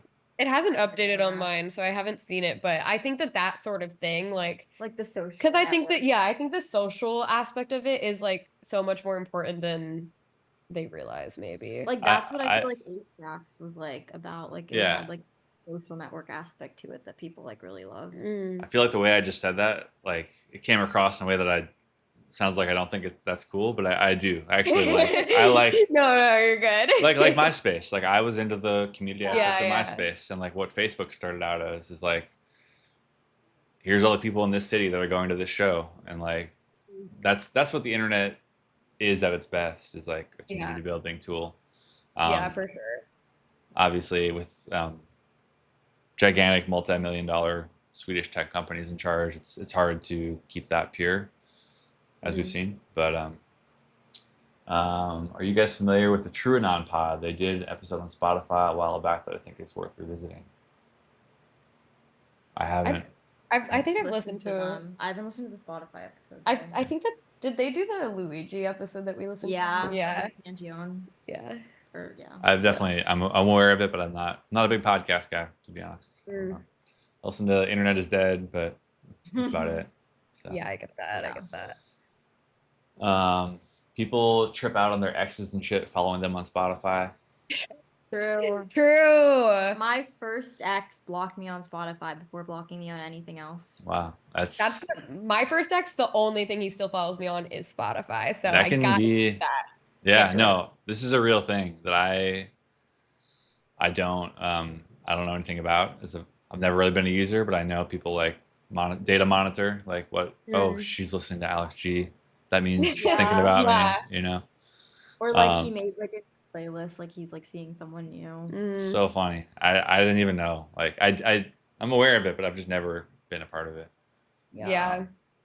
Yeah. But to me, it's like, yeah, I'm an old person somewhat, and I'm like, yeah, what happened to putting a record on intention? That's it. It's the one thing it does is I play music on it.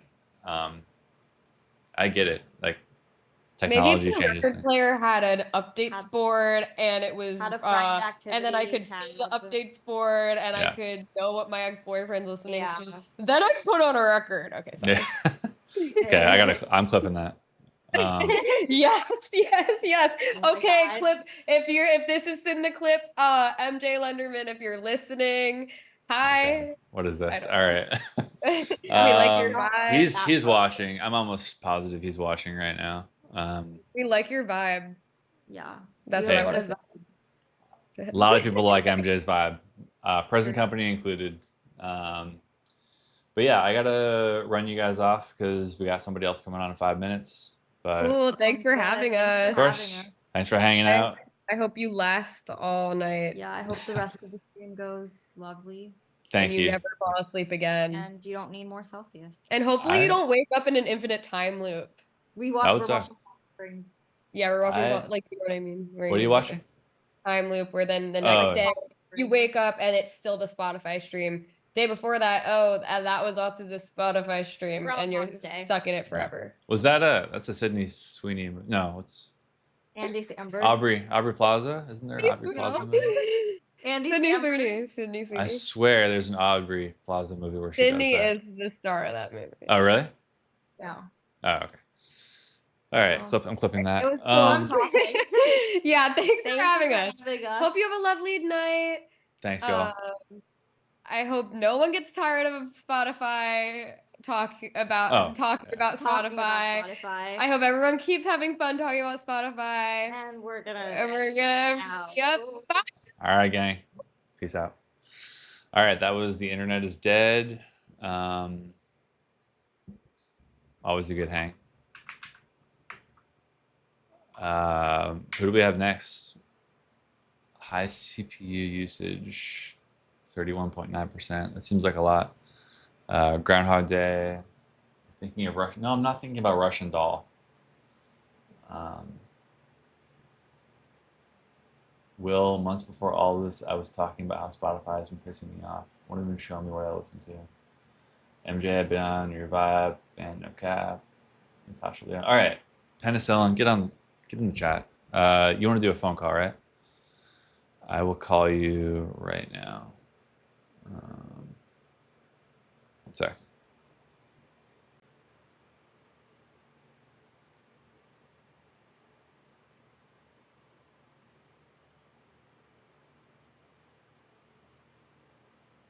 I think Maya, do you want to do video or audio? Everyone likes video. I think that people want video, if you're up for it.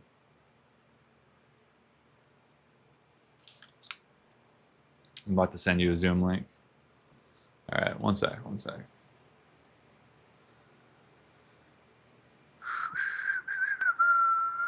I'm literally whistling your song right now, also.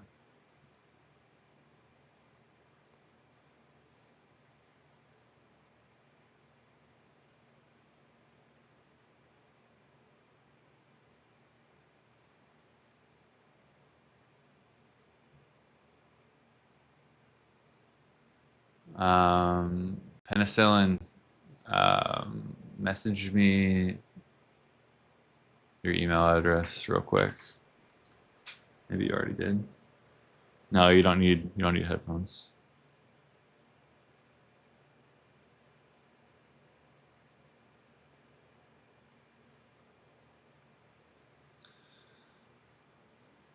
Big win for the stream was how badass Doug Tagabo is. Yeah. Doug was a great guest, honestly.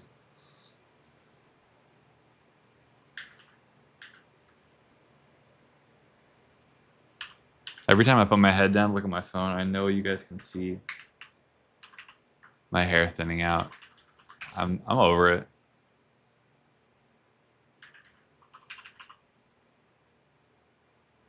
All right. Link is, yeah, Carly's dad was awesome.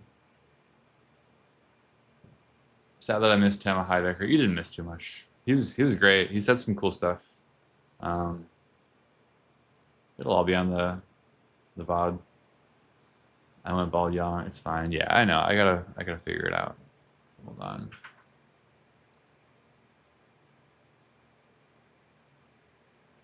Okay, there we go.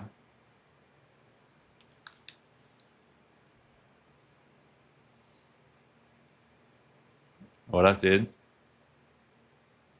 You're muted. You're muted, bro. Okay, you know. Hey, I'm back. I'm back. Can you hear Okay. me? I can hear you. I gotta change this. I don't know why. Sometimes it doesn't like this. Is it tripping out A little bit. wise? We're getting there. Hold on. There we go. Am I echoing? No, you're good. You're good. Okay. As far as I know. Poisonous Mushroom says, "Did Carly go on already?" Yeah, you missed Carly. I already have the hymn. Sorry, I'm answering a few lingering questions. You're a little early. It's cutting into our time, but it's all good. Yeah, actually, you're not early. I'm late. What's going on?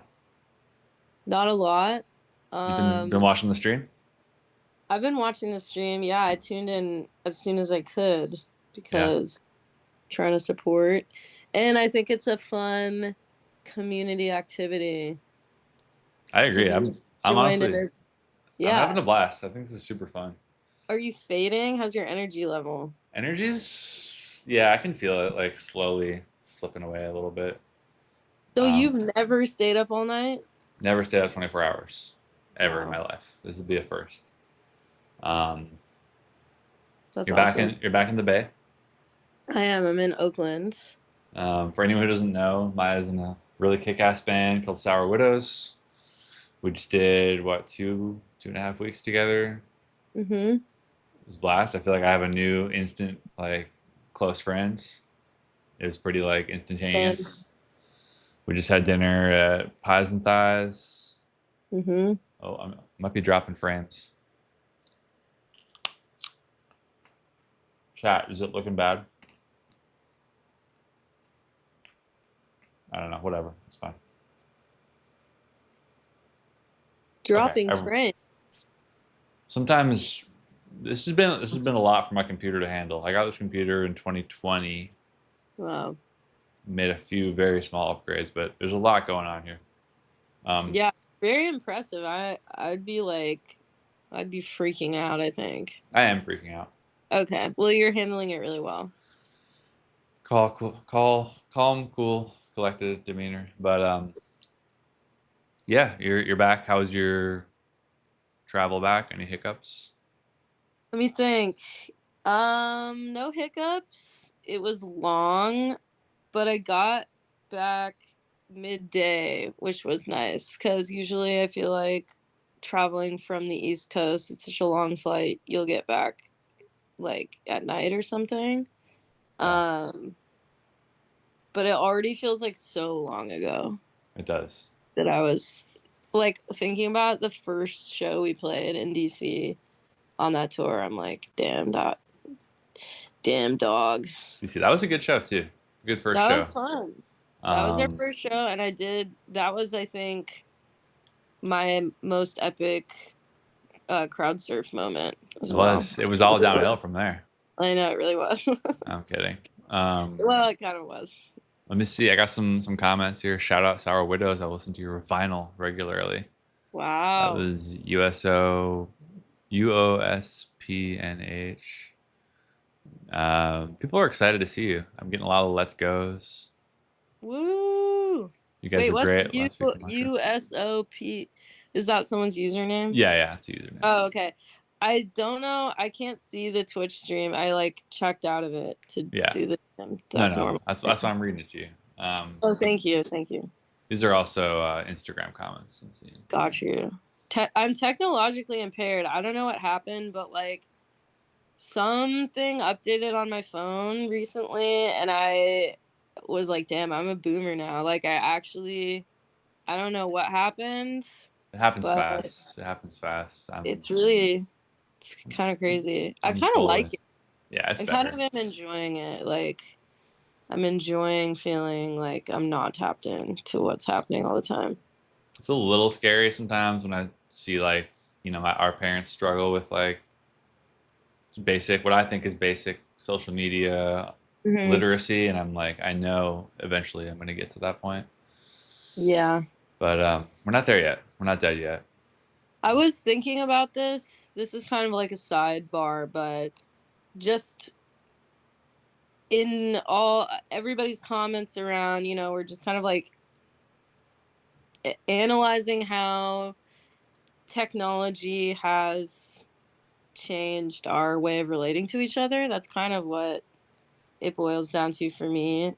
Thinking about Spotify and like the pitfalls of streaming and how it's affected you, me as musicians, but also like, listeners too. And um I was thinking about this.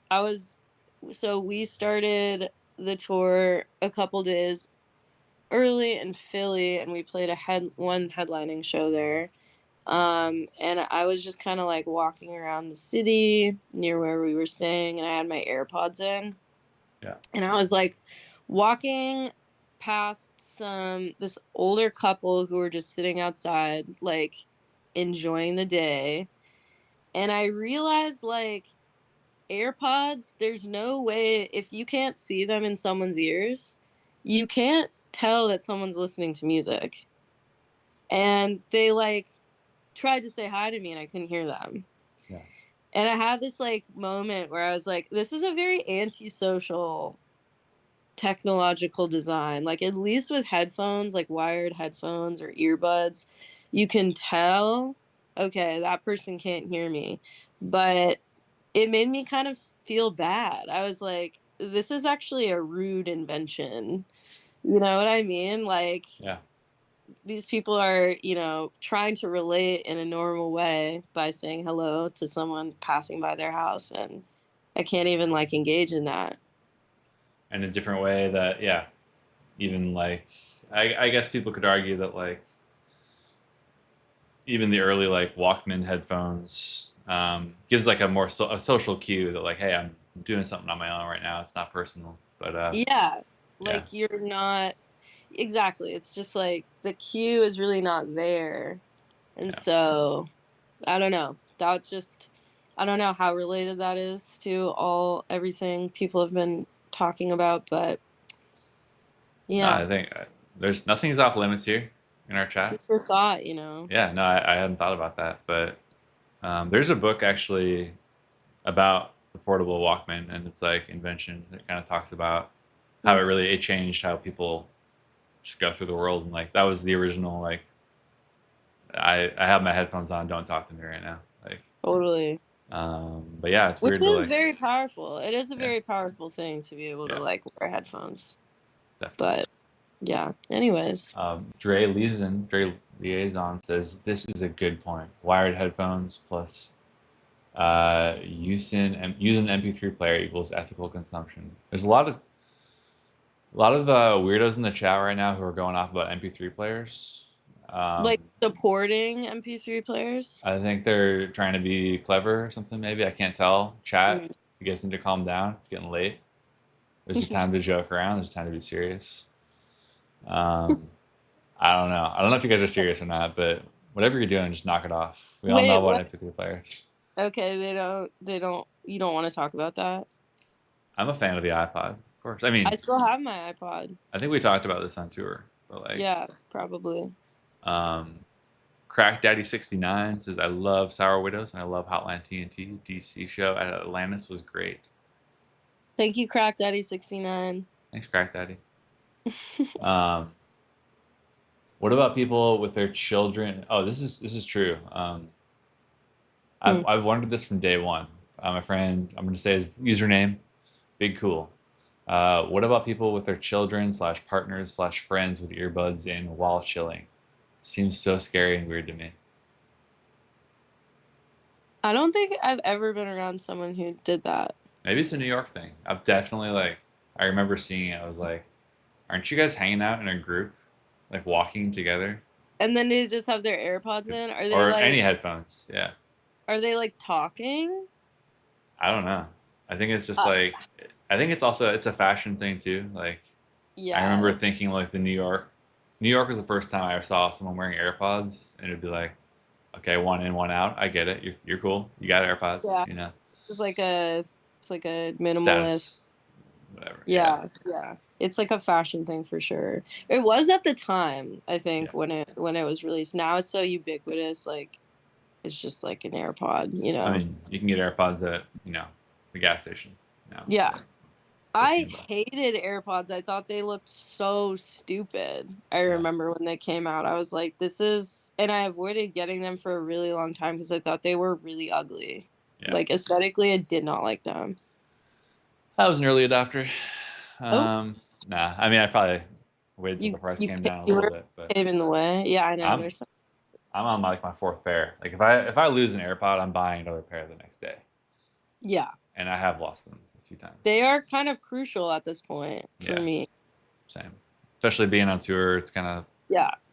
Mhm. Oh, sorry. Someone said, "Fuck paying $100 for AirPods. Wires are back in." All right, we got some people disagreeing with us. That's okay. What about an Um, AirPod that you can plug and unplug, like Bluetooth headphones? like what the little like Like necklace thing? you could have a cord or you could not if you didn't want to. Like just a new invention I've been thinking about. Well, I know the AirPod Maxes, which Ant was. Uh, He's an AirPod Max guy, and those uh, have the 3.5 millimeter like oh, adapters. You can go wired if you want. that's kind of cool. Yeah. But dude, yeah, What? when I was working at a pizza shop in Minneapolis back in the Stone Age when I started this band, and like the pizza chef, like the guy who actually made the pizzas, like the entire shift had you remember like the necklace? It was technically wireless from your phone, but like it was like went around here and then like connected to your headphones. I don't know if you ever saw these. I do not remember that. Probably try to find um, What year was that? 2016. Oh, what the hell? I Yeah, missed that. maybe A visit Minneapolis. necklace? Wow. I'm calling it a necklace, but I'm missing a lot of comments here. Oh shit. Um, What do we got? Dudes falling at the skate park and the AirPods flying out is hilarious. Um, a lot of discourse about people hanging out with AirPods in. I don't Um, like it. I don't like the idea of it because it's like I don't know if you're listening to me or not if I'm talking to you. And then I also just feel like okay, the last guest talking about how Netflix has people doing like is writing in what people are doing to dialogue. So if you're not paying attention to the show, it's like the attention economy. I feel like it's like the whole like constant distraction, constant stimulation from like 10 different sources all the time. Like you have to be like you go to a gas station and there's a TV on the pump and oh yeah, it's there's also music coming out of speakers like I mean, dude, this is what we're doing right now. We got video games on one half of the I screen. know, We got Subway Surfers. Yeah. right. It's Um, too overwhelming for me. I get all right, but what over do you? Okay, huh? we got to touch back to the original. Yeah. Hmm. You saw we were on tour together when our announcement dropped. Yeah. I felt it from you. I was like, I think Maya's kind of jealous. Maya wants to do it. Maya wants to come with us. That's what I was feeling. Oh, I I do. Yeah.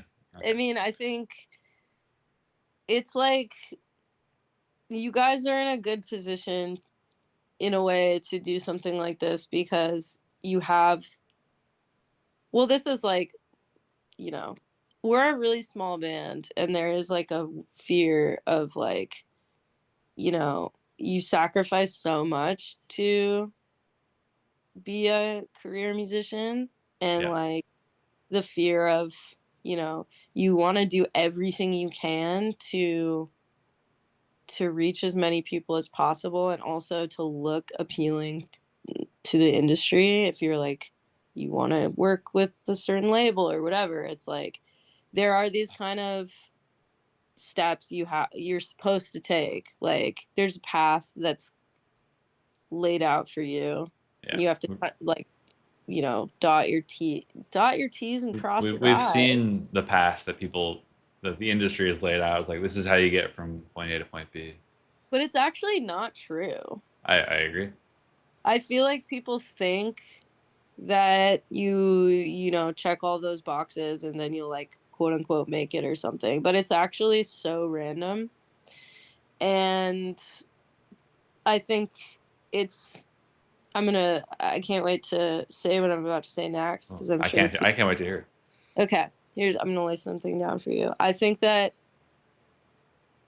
astrology. Oh wow, I did not think you were about to say that. Astrology determines the outcome of your success as a musician more than Okay. you Following the being on Spotify. Yeah, it's like TikTok too. It's a lottery, It's like, I don't think any of the bands that you and I know that like blew up on TikTok saw that coming. No. And I think Spotify is similar in that way. Yeah, I also, and this is me just speaking personally. Like, I don't really like, artist to artist. If someone like hella blew up on TikTok, I would be like, so. Yeah. This is something that Rusty, our manager, was here a little while ago, and it's like, I think it's harder than people realize to like parlay a TikTok moment into a career. Yeah, it's like, okay, how do you capitalize? How do you make a career out of like a reel? Yeah. Like, I think that's the part that's scary about trying to bank your success on TikTok, at least in my mind, is like, I feel like it's like antithetical to trying to make art. I do too. I mean, it's weird because like things do change and people make careers. Like, True. people have made careers as being a Twitch streamer. I didn't think that was ever going to be possible, and now it's very possible, but very difficult. I'm just saying, like, I'm not going to be an old man or be on a boomer compilation about this or anything, but like, I will be. no, I'm I have seen people try to parlay the reels into a career and fail. I'm not going to name names, but off stream we can talk about it. You don't have to name names because I know who you're talking about. Yeah, we probably know the same people, but like, I've also seen people do it successfully, but it's a lottery, I think, and it's not really the way that I want to engage with fans or music lovers. So yeah, I think it is like when you guys announced it, I was like, that's so. It's a very. I think there's, I don't know if you like talked about any, people's reactions to that, because you did get some backlash for sure. Yeah. Or people just being like critical, which is people are just going to be critical. Yeah, people are just like, oh, you guys didn't go far enough. You should have taken it off of every other service. It's just like, it's really easy to say stuff like that when you have no skin in the game. Yeah, I want those people to all start bands and right, exactly, do that for themselves. That's fine. I mean, I'm not saying you can't criticize me. I'm open to criticism. I'm Captain All Ears for sure. But yeah, I feel like I can stand on our decision. I understand why we're not pulling from everything right now. And I think we've gone over this a few times. But anyone that if you guys really need me to say it again, stick around, buy an album on Bandcamp, and I'll re-go over the reasoning. But yeah, also I really want to make sure when Rusty was here, we kind of like went into he had pulled like actual financial reports from our label, like how much money we're making from Spotify, how much of that pie of our entire finances that makes up, and I don't know. I just all that to say, I hope we can get that whole segment and like clip it and like post it for everyone to see, because I think a lot of bands are freaked out to take the step, and I don't think they should be, because financially, most of us aren't really benefiting. No, it's so true. I mean, I think in my like the considering that option for my own career or whatever is like scary at this stage because I'm like, it is not the norm. And so there is still a fear of like, how is this going to look to not to like fans or listeners, but to the industry Yeah, and like there's people who I feel like my success kind of depends on their interest, which Yeah. is the other thing. But But dude, I think I mean I'm pretty optimistic and maybe a bit naive, but I do think good music cuts through. And Sour Widows is a great band. Like you got the thank attention you. of, I know you and I have talked about this. A lot of industry people are like, do you think if there was no Spotify, like they wouldn't have heard your band? I don't know. It's hard to No, 'cause, say. But I mean, I feel like I'm always surprised when when I'm selling merch at a show, usually will ask people how they found our music just to get like a random sampling. And I'm always shocked when someone says it's from streaming because our streaming numbers are abysmal. yeah, We have like 11,000 listeners a month. It's like but you're really bad. still getting opportunities. Like you're Right. going to, we don't even have to go into it. We XYZ got the tour tours. Hotline TNT for I'm two and a not. I'm half not weeks. talking about that, but you know what I mean. I'm talking about that. Yeah, I don't know. I think we can do something better. I think we can start trimming out some of these reptiles. But I would agree. I think it's very important to do something a little controversial. yeah, Cause a ruckus, maybe. let's rock the boat a little bit. Rock the boat. You guys have a new album that's done in the can. Yes. It's in the can, pretty much. We've been going back and forth on this. I really want to play a song from it if you're down. I would love that. I know Susanna, my co-band leader, I think she's in the airport right now flying back from the East Coast, but she's I think listening in. So we'd love. Where is she? She on? I don't know. I don't know if she's on Twitch or what. She's somewhere. She's probably like lurking a little bit. Probably like Someone in the chat. Or lost her guitar apparently. Fuck. People are in the chat saying word of mouth works wonders. I discovered Sour Widows at the Massapequa VFW Hall. Great show. It's a cool show. B Wright says album is good as hell. Thanks, B. Love ya. Yeah. Can you actually? Do you have the link handy? Can you email it back to me? Yeah, I'll email it to you. Hold on one sec. Will I disappear if I leave this window? I don't know. Let's find out. Okay. You're still there. Okay, nice. Okay, let me get my link together here. There's like every song on this album is really good. This song in particular got stuck in my head on a daily basis. It still is. So I'm gonna put the chat on to a really good new Sour Widow song. I'm just gonna text it to you if that's cool. I guess no. Email. Oop. Email's better just because. Okay, I'll email. Let me email right now.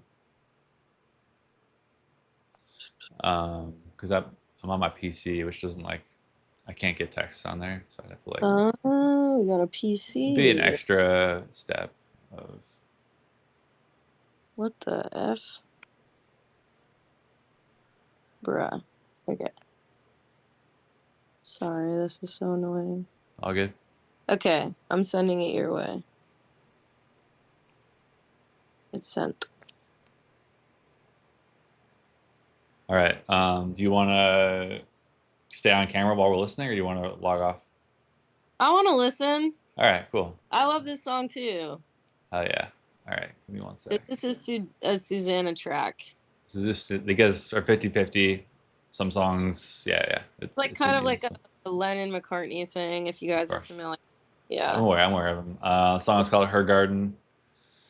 I'm gonna run it right now, and then when this is over, we're gonna run you off. We got MJ Lenderman right after this wraps up, so stick around for that.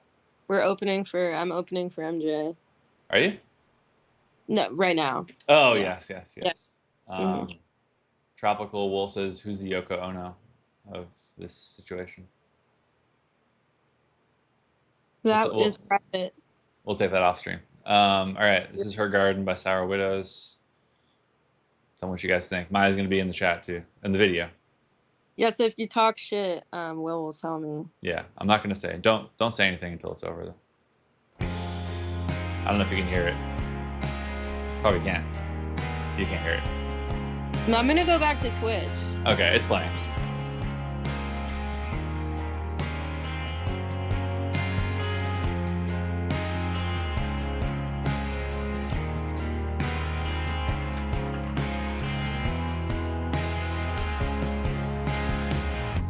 I opened up with the fat from the sun, and I sucked the hot white bone till the blood dripped from my tongue. I found the hunger, and I feel the love in her garden where I'm living, and I'm mourning with the dust.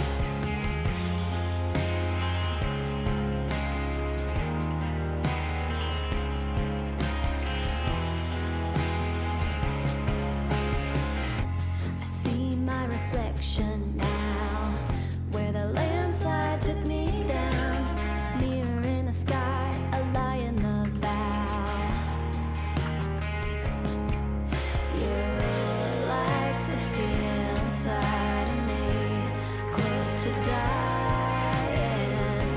When I was crying out, I love you. It means nothing to me now.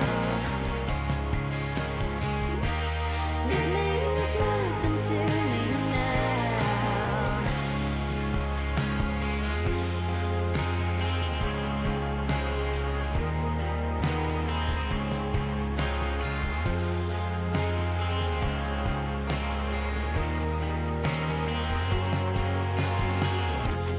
Wedding ring, ashes in the stream. Light the candle, bring it out of me, like a demon, screaming and bleeding from the mouth. I love you. It means nothing to me now. It means nothing to me now. It means nothing to me now. It means nothing to me now.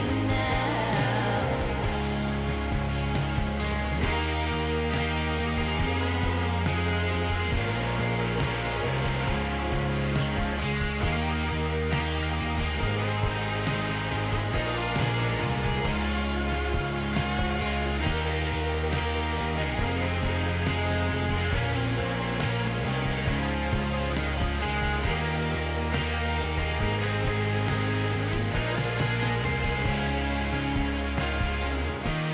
means nothing to me now.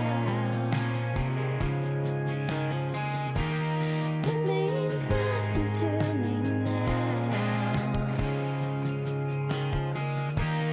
It means nothing to me now. It means nothing to me now. Yeah, you're gonna want to buy that one. Chat approves, obviously. Thank you, chat. From what I'm seeing. The song is great. I love this. 10 out of 10. When's this coming out? People want to know. You know, that's really not up to us. Yeah. It's kind of you know, balls in your court, everyone Yeah, listening. we'll So see. We'll see. we'll see. But song's incredible. Obviously, everyone agrees. The rest is even better. So just wait. Just wait. But Thank you. yeah, thanks for being here, Maya. We didn't even talk about Spotify that much, but that's I fine. know. Fuck Spotify. Yeah, we know.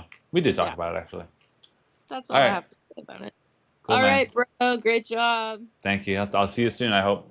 Yeah, sounds good. All right. Bye. All right. Close this down here. All right, who's up next? Mr. Lenderman should be here momentarily.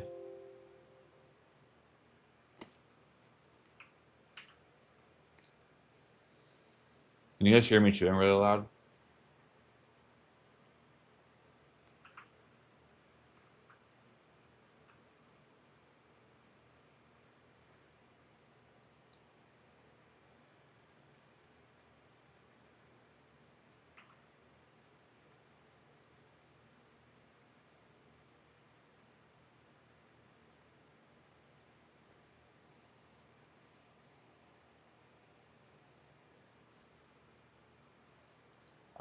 Burning Light wants the shirt behind me. Should we do let's do a raffle. Let's do a little raffle. If you buy an album in the next 30 minutes after while MJ's on, here he comes.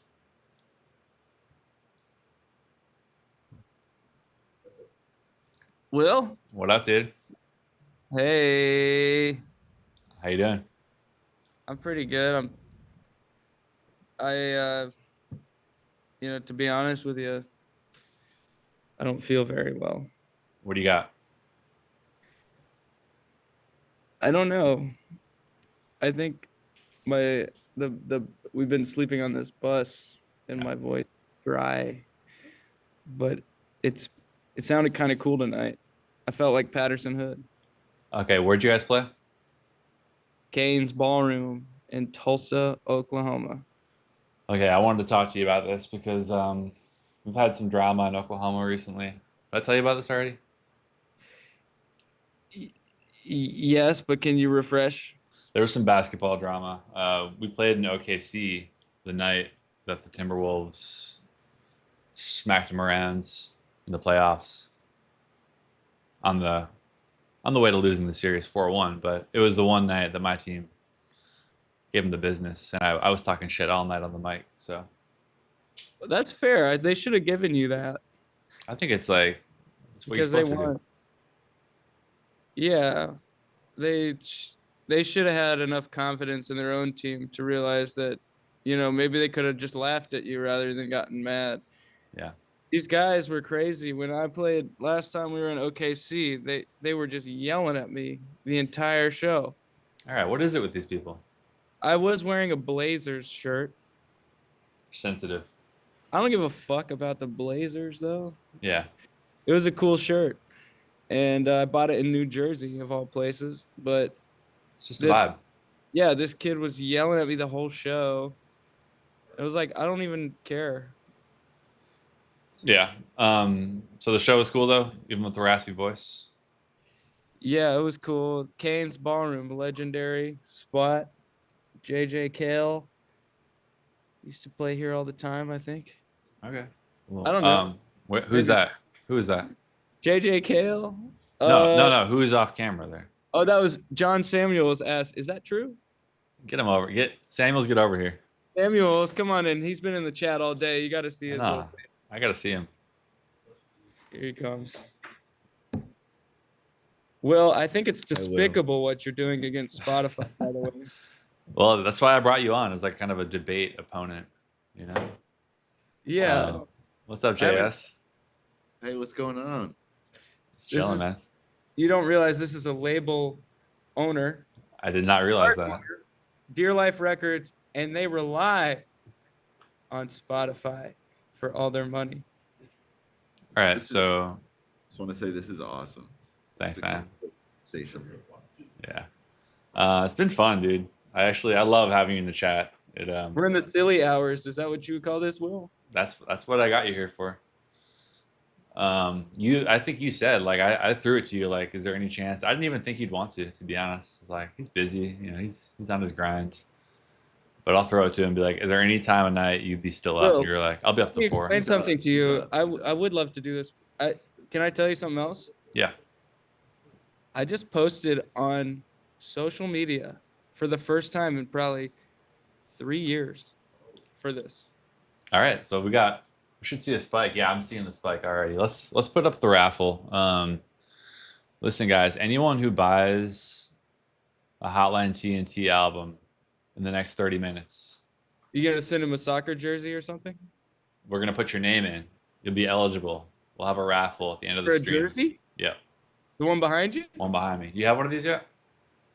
No, I don't have one of those. I have one of the white long sleeves ones, and I played at Green Man in Wales with it on with Wednesday Yeah.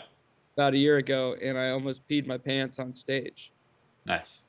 It was Because of the really shirt. because of the shirt mostly. No, because I drank too much beer and didn't pee before we played.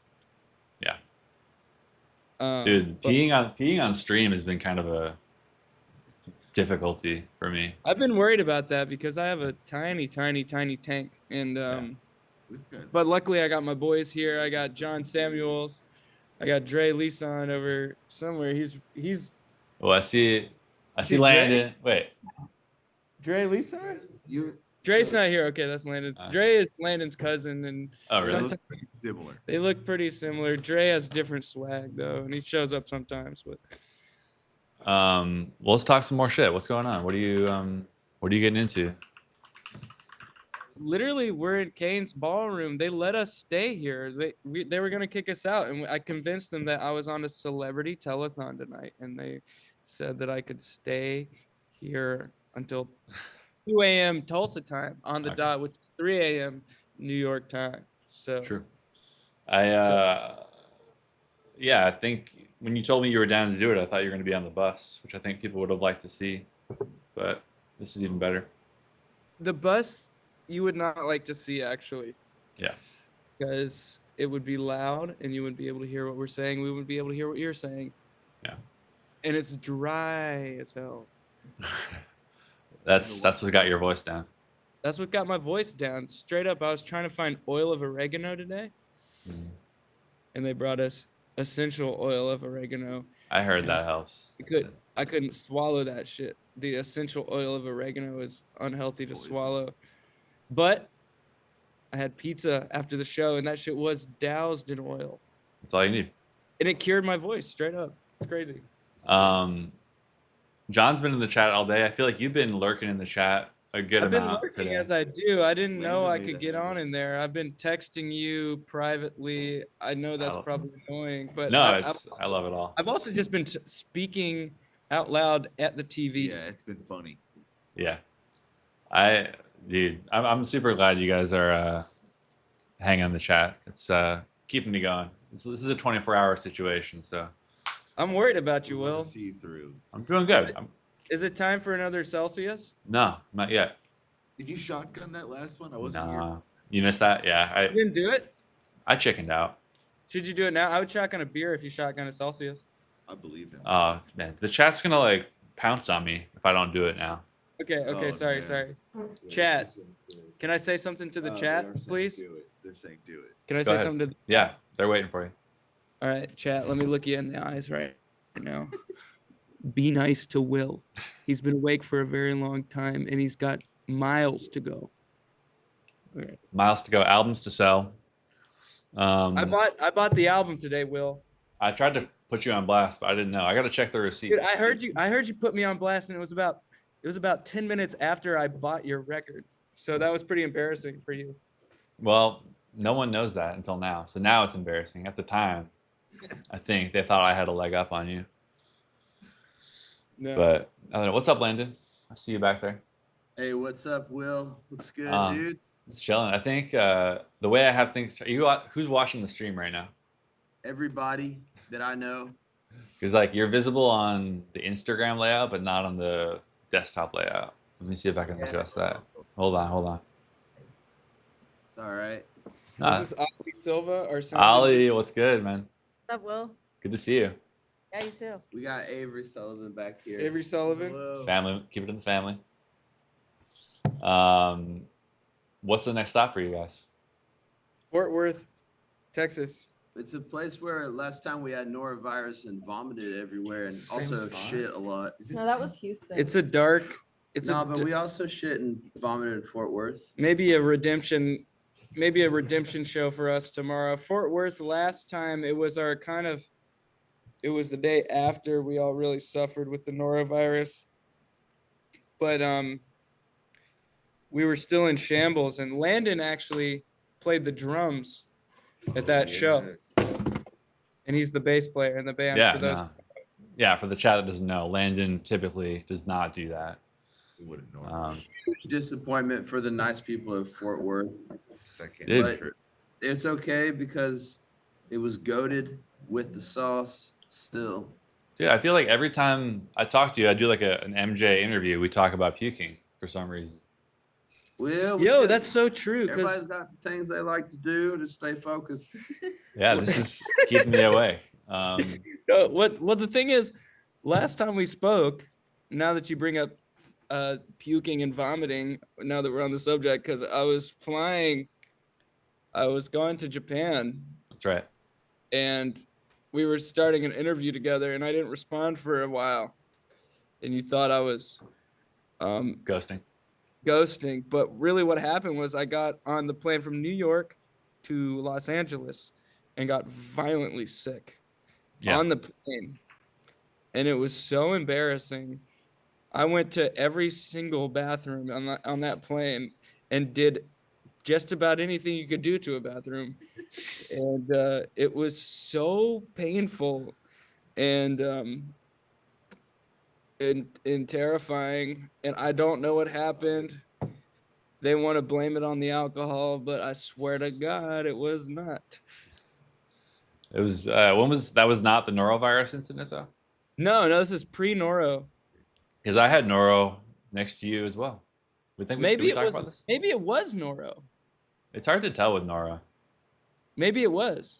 I got But noro. Nobody that was around got noro. Oh, okay, that's usually a dead giveaway. I got it in London when I saw you guys 2023, and it spread to like everybody. I remember that because me and Alan and Zandy were really trying to get into your show, Yeah, and we got to the venue and they were like, not a chance. They it's not said quarantine. Yeah, there was too many Nah, people in there. yeah. You guys were too popular. at the And then- time we were buzzing, man. And then I heard you guys were puking in the streets. Literally. Yeah. You guys gaming at all, Samuels? I've been in Silk Song. Silk What is? Song Are dropped. you aware of this, Jake? It's the Hollow Knight sequel. They don't know. They don't I'm no know. gamer. I'm sorry. You are a gamer, but Maya Balls on my phone. balls. Maya from Sour Widows, who was just on here, has been trying to put me on to Hollow Knight, which I've never played before. It's the best. It's Yeah. finely tuned. It's beautiful. It's a Honest, Metroid there hasn't been a lot of time for gaming on this stream. It's been too much chit chat. You haven't been streaming game on here? Hardly. Well, let me say something, Will. We're in the Yeah. silly hours now. And what we're about to enter after maybe 4 a.m. is what I would call this willy-nilly hours.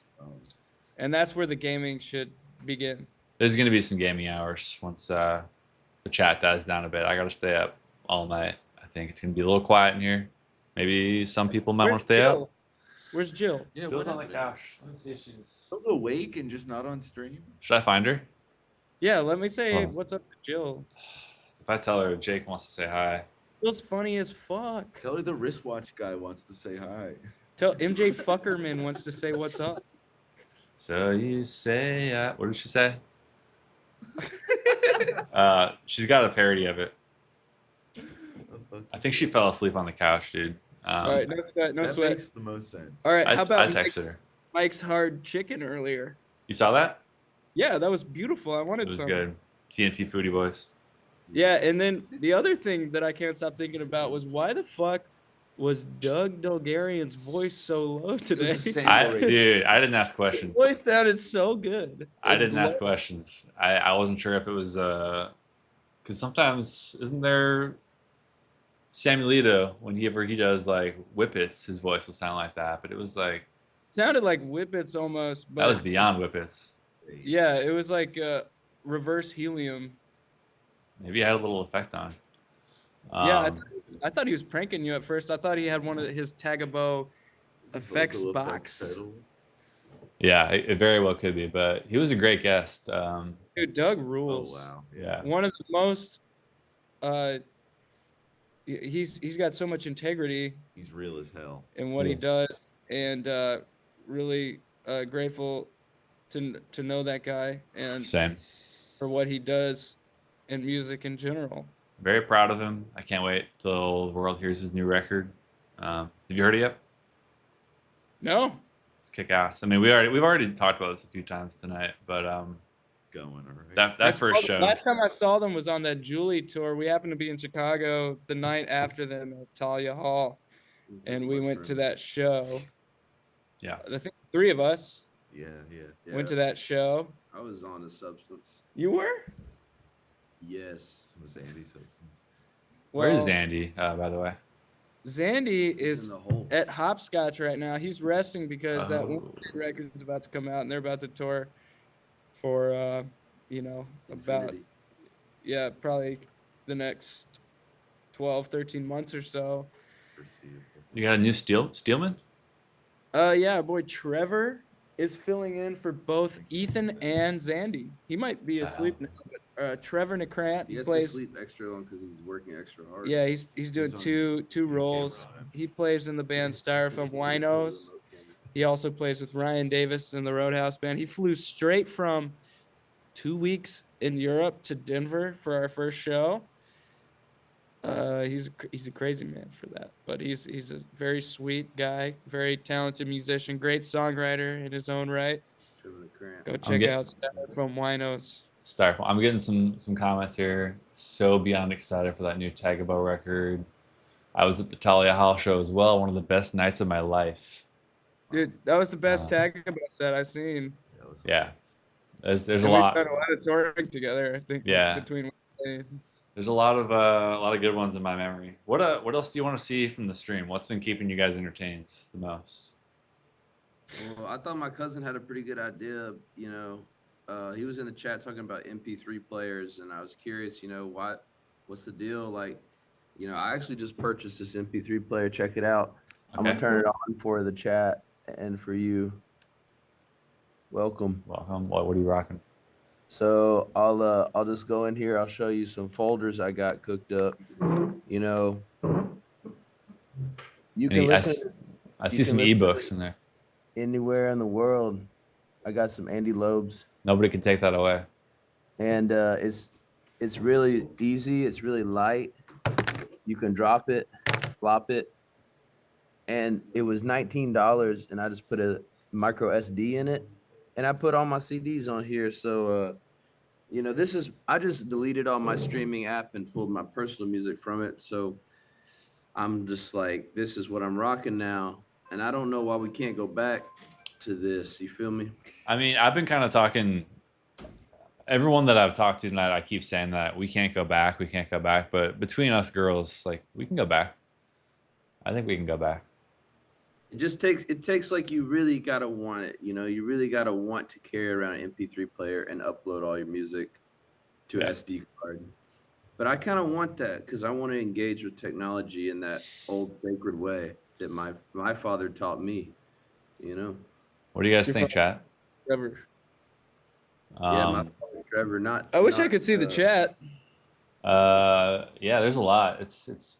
We're spiking. We're spiking in traffic right now. Jake, you stole my buddy's shoes at a house show in 2017, and it is my local lore in my hometown. I stole somebody's shoes? That's from I Love New Jersey. Shoes. That's literally not even true. I've never stolen a pair of shoes in my life. You wear shoes. I don't even wear shoes. Please, MJ, do you have a favorite Wilco song? Apparently, it's very important to La La La Woman.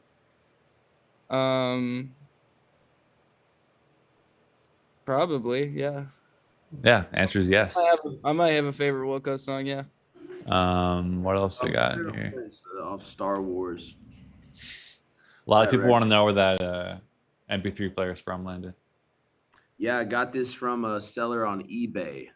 Okay. I don't use Amazon, but I'll stoop to the levels of eBay, the open marketplace. Do you remember the username? I can type it in the chat. I could find it for you and send it to you, but to be honest, just look up Rockstar MP3 player 32 gig and it will come up for $19. But how do you know 32 that gig. drop shipped from Amazon or Temu? I don't know. I need to grow in that way. It's out of his hand at that point, you know. Yeah, was that you talking MP3 players, or was your cousin? Like, someone in the chat's been going off about MP3 His players. cousin was going off in the chat. That's Dre Leeson. That's Landon's cousin. I was about to hand out a ban. I'm not even kidding.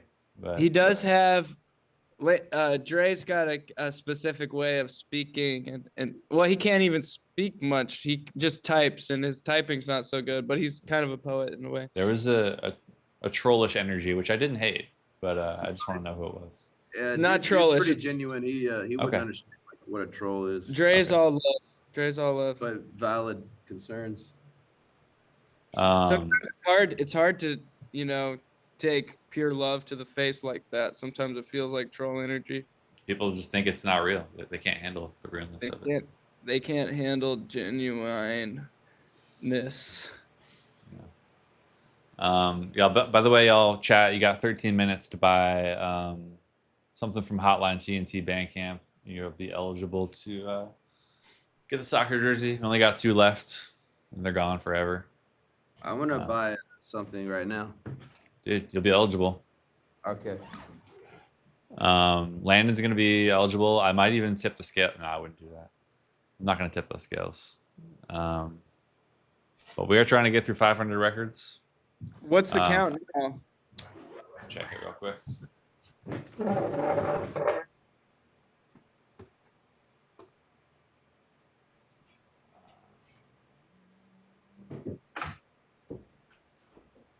I gotta say, I think "Candle" is my favorite Hotline song. Somebody did ask that in the chat. I wasn't gonna make you answer it.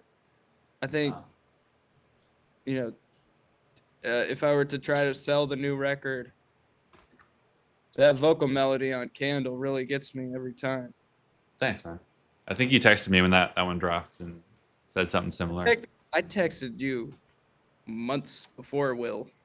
Before, you had the early demo or something. You sent me some shit. Well, you sent it to me, and it had no vocals on it. And I said, what the hell's going on, Will? You making an instrumental record? I did not remember this at all. And you accidentally sent me an instrumental mix, and then you sent me the real one. But it remains my fave. I think it is probably the best song on the album. If I could agree with you. We're at 176. All right, not bad. Not bad, not great. I want to get to 500, y'all. I bought a tape. Does that count as a That record? counts. That counts. Yeah. All right. Do I have to send you the receipt, Will? If you want the jersey, I need a receipt. Yeah. Just email it to you. Yeah. hotlinetntx@gmail.com. What's the band looking like right now? You got Cousin Sam playing? Cousin Sam. Yeah, Lucky's gone. If y'all are just tuning in, we love Lucky. He's not in the band anymore. Lucky's the fucking man. Great guitar player, great performer. Cousin Sam is filling in for the rest of the year. How long you know Cousin Sam? Hi. Few years. We stayed at his house. I feel like you have a separate relationship, like independent of me. We went out on the ice with your cousin Sam, and we did this tour we were opening for Horse Jumper of Love, and we played in Madison, Wisconsin. He was still in college, and went to his. I don't know. There were so many people at that house. I don't know who lived there. Dude, Jasper, I think was maybe there. I don't know. Also, Grayson's in the chat right now. He says Landon stole that MP3 player from me. Grayson? Grayson said that. How is Okay, what? Grayson? I got a you question caught me. for Grayson. Why are you awake, my boy? Where are you away? What time is it? It's probably in Denver time, which is. He's in Oh, Raleigh. it's Oh, he's in He's at- Raleigh. Yeah. but The hopscotch. his body is on Denver time. Yeah. He His also just said Wednesday night in Denver. Y'all gonna be there? we were. Oh, you were. You saw him there, Yeah, we just saw him. and there. that's where Landon got the MP3 player. Yeah, stole it out of his little back pocket and out of his shoe. The SD card was in his shoe, but the MP3 player was in his back pocket. Sorry, what's the email again? I'm sorry, dog. All good. X hotline TNTX Got at it. gmail.com. Forward your Grayson- receipt. Landon had to delete all the music off of it because all Grayson had on there was Eckhart Tolle ebooks. and hash jar tempo and stuff like that. He had a William Bazansky loop as well. I had to But get that's what I was gonna say. It was some ambient shit, which we're trying to get rid of, but we can't. He had some Lorales de Nude. Grayson says Jake stole my shoes, and the MP3 player was inside. He gave it to Landon. So this is some like North Carolina lore. Yeah, I mean, well, show us the proof, Grayson. Yeah, prove me wrong. I saw you. I don't know if you care to talk about this or not. Is he peeing in the background? No, he's just standing. He's watching the stream on the TV. Okay, that's- okay. He had the stream on it, and he's just watching it. You don't mind Landon just standing over there, right? It would have been funny. Either way. You shared your location with me pretty early on in our friendship, which I fuck with. Because we were on tour together. Yeah, of course. This is what you do. But I Yeah. saw you were in New York the other day, and I have another friend of mine's location, and you were in the same spot, and I was like, you need to call, give his nickname out, try it out. Did that happen? I don't want to expose anyone. I did not try out. You didn't the try nick- it? Okay. I Whenever gotta you get a be- chance. Yeah. But I will. Yeah. I know there's probably a lot of confused chatters what we're talking about, but it'll all make sense in good time. You know? Yeah. I was confused because I don't. I mean, is there a reason we should be hiding these names? No, I don't know. I'm just making sure. Okay.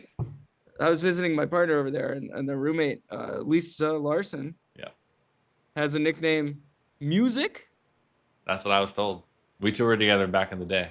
And when you sent me that, I just wasn't sure how to. It's like the Edge from yeah, YouTube. yeah. What do you call him to his face? It's just like, what's up, the Edge? You know? Yeah, exactly. Or So is it like, just Edge. I'm supposed to wake up like, I'm already invading Lisa's space, Yeah. kind of, as Rachel's boyfriend, Yeah. and I'm using the bathroom in the morning. I run into Lisa and I say, "Hey, Music." Dude, she would have lost her shit. You think so? Yeah. She actually it's try. funny because I was slinging merch right next to Lisa in the trenches on a tour in like 2022, and her uncle was at the show. I think it was in DC actually. Came up, like, bought some merch like from Lisa, and I was like, I couldn't even look up. I was so busy selling my own stuff, but I heard the uncle say like, "This is Lisa, my niece. We call her Music. That's her nickname. We just call her Music." And Lisa was like, "That's never happened. No one's ever called me Music in my life." But from that point on, for me, That's like like your Southern uncle calling you Hollywood or something.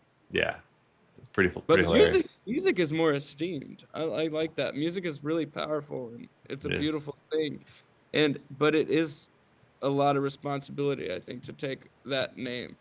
Yeah, And so I could see maybe how that could make our friend uncomfortable to be called that, because it holds a lot of weight, because music is awesome. it is. Music rules. Grayson's texting us. Okay, Grayson. Oh wow. Okay, he's got something for us. You seeing this? Sent from the mobile desk of the Edge. Okay, so is he sending us an email that He's the Edge flexing. He's flexing on us a bit. Grayson's flexing on us because he has received an email from the Edge. Just in his lifetime, he's emailed with.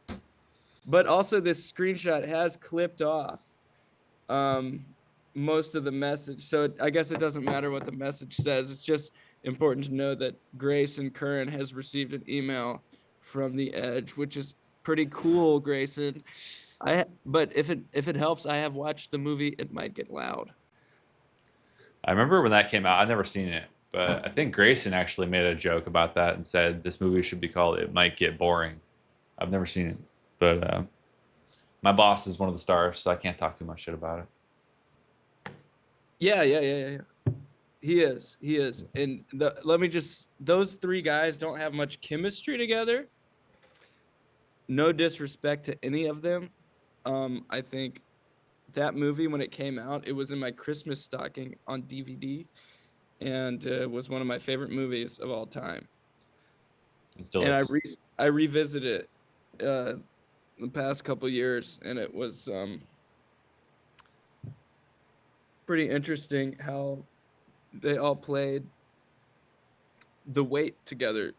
Jimmy Page, Jack White, and The Edge played classic song The Weight together on 3 guitars. Powerful. It was powerful stuff. Yeah. I do miss the 4-guitar attack we did on that run. That was fun. amazing. I think there's something about when you play live. A lot of bands, when you record, you like to double things, whether it's vocals or guitar lines. But not a lot of people, when they play live, like to double things. And it's actually a very powerful tool when you link up that way. And when you see people do it live, it's pretty amazing. Your boys, Toner, I really thought about that when I saw them. That inspired me a lot when I saw them play. They even vocally, they link up sometimes, and that it's really a cool thing to do. Yeah. Tastefully. I think Toner was in the chat. I'm sure he'll be happy to know that you got some inspiration from. Yeah, shouts out Toner. Toner's great. We have not to take focus off of Toner, but on the new Hotline record, there's a song we'll play live where we got 3 people up, all 3 up front singing the exact same part, same melody, no harmonies. I don't know if it comes across well, but it's fun to play that way. Up front? Yeah. You, Sam? Me, Sam, and Halen, yeah. All right. Letter to Heaven. Same notes, all in unison? It's supposed to be. I take their voices out of my monitor, so I don't really know how it's hidden, but I tend to do that with my guys as well. Yeah. Where are you guys at tomorrow night? Fort Worth, Texas. Oh yeah, you told me that already. You told me. You told me. Trying to redeem ourselves. Yeah. Rachel says that U2 is a shoegaze band. What do you think about this? I kind of agree, actually. I'm thinking specifically of like the one part that I think Rachel's talking about, which is pedal board. Well, the pedal board for sure, but like we were talking about this in the van a while ago. What's that? Haven't found what I'm looking for. And I still haven't found what I'm looking for. But it has like a crazy, like you have to have the delay pedal like locked in. Am I thinking of the right song? Probably. It's like the crazy echo shit. Sounds like all the songs. I'm just impressed by the Edge, basically, that he can like keep playing the part while it's echoing, like in a perfect, I don't know, tempo, and keep it going. He's always on the edge. He is. Dude, that video of him falling off the edge is one of the best ever, though. Yeah. How about Dave Grohl? Also, classic. I think Lucky's video has to be in that same category. Lucky falling off the stage? Lucky dislocating his kneecap on stage. Oh, there's a video of that? There is. Because, again, I saw you that day. We happened to be at the Gatwick Airport Hotel on the same night, and we stayed up late. Hey, it's Trevor. Trevor, who we were talking about earlier, wants to say hello. What up, Hey. Trevor? I can't see you yet, but Trevor It's says okay. hello. yeah. Try. And, but also, so we were at this airport, the Gatwick Airport. Hellish travel day for both of us, probably. Yep. And we were like, oh, we're going to be in the same place for once.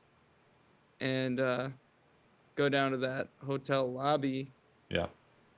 A lot of people dropped out. I stayed up. Yeah, and only you come downstairs. I'm like, all right, Will, it's great to see you. A little sad not to see the other guys, but I understand it's a long day, whatever. And then you go, yeah, Lucky dislocated his kneecap on stage. And I assumed it was because of the way he liked to Get around. dance. Yeah. But it had nothing to do with that. Am I No. wrong? You're not wrong. It was a freak accident. That sounds so fucking painful. Yeah, it was. I've never seen someone in that much pain. I don't think.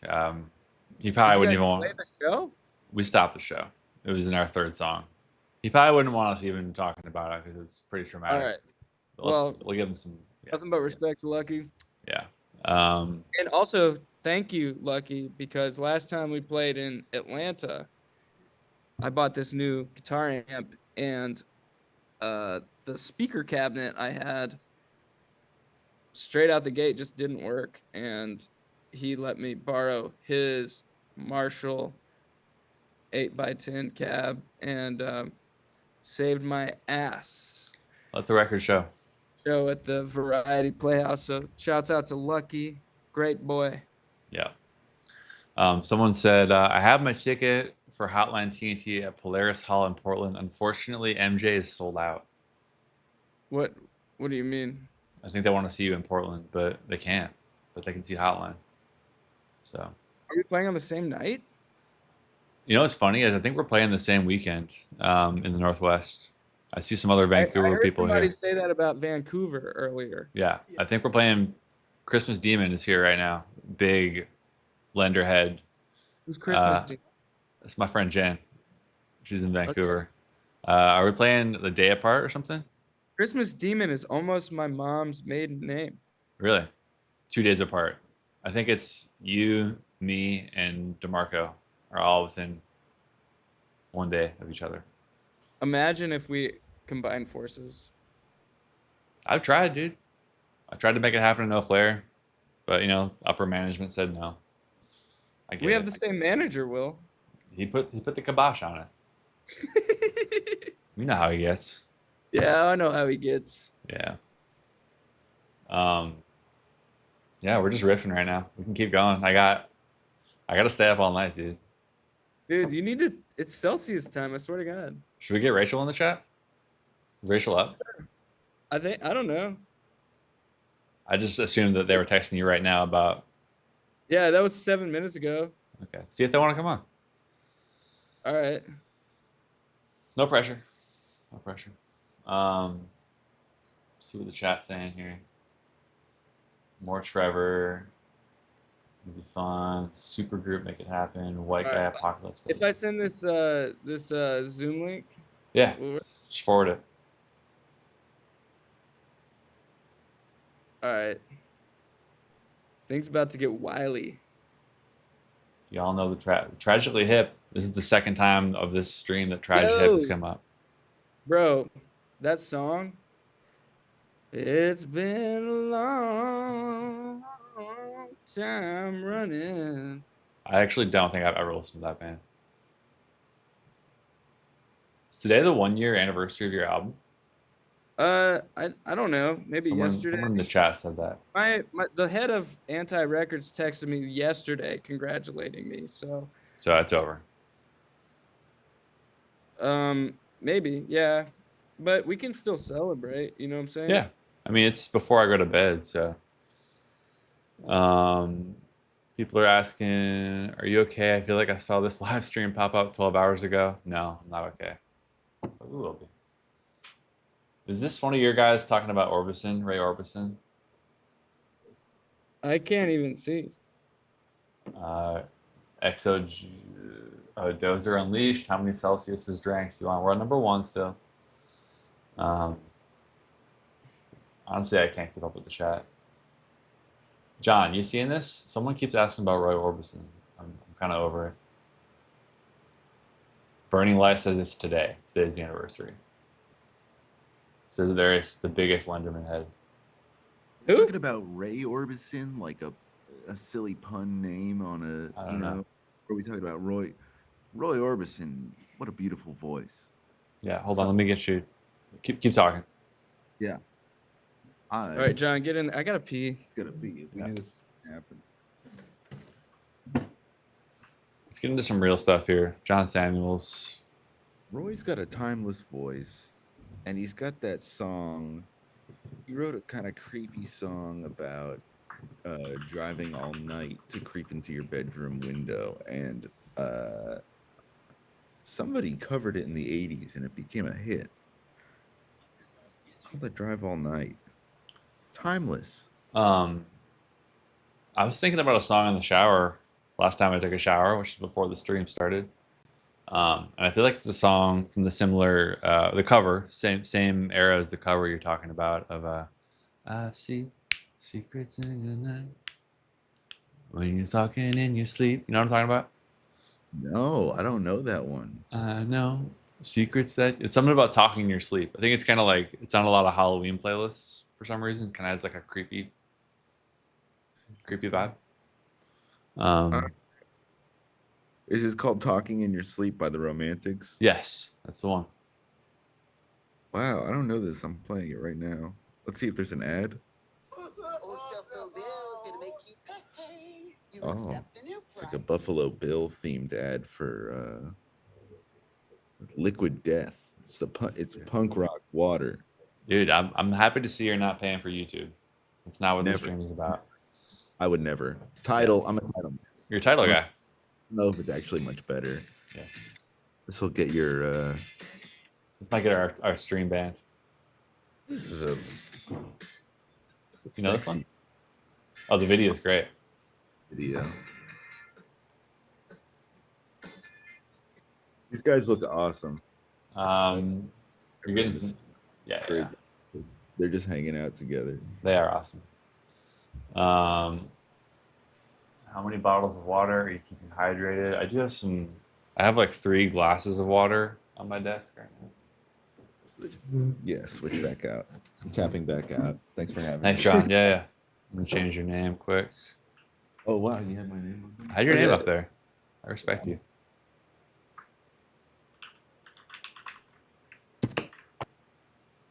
All right.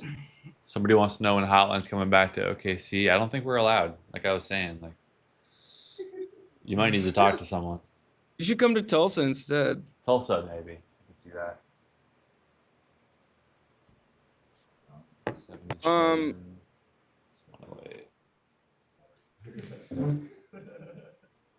Oh, you don't sorry. know Sorry. JJ Kale? I didn't see Rachel's trying to get in. One sec. Okay, no sweat. I'm gonna have to. There we go. There we go. Magnolia. Oh, what's popping? Rachel, what's going on? Sorry. JJ Kale? I didn't see Rachel's trying to. Oh, okay, they've got the stream up. This delay is crazy. Sorry, yeah, I was watching this stream. I was enjoying myself. Right on. What's going on? Say goodbye to enjoying yourself because you're in the hellhole now. I gotta adjust everything here. Keep going.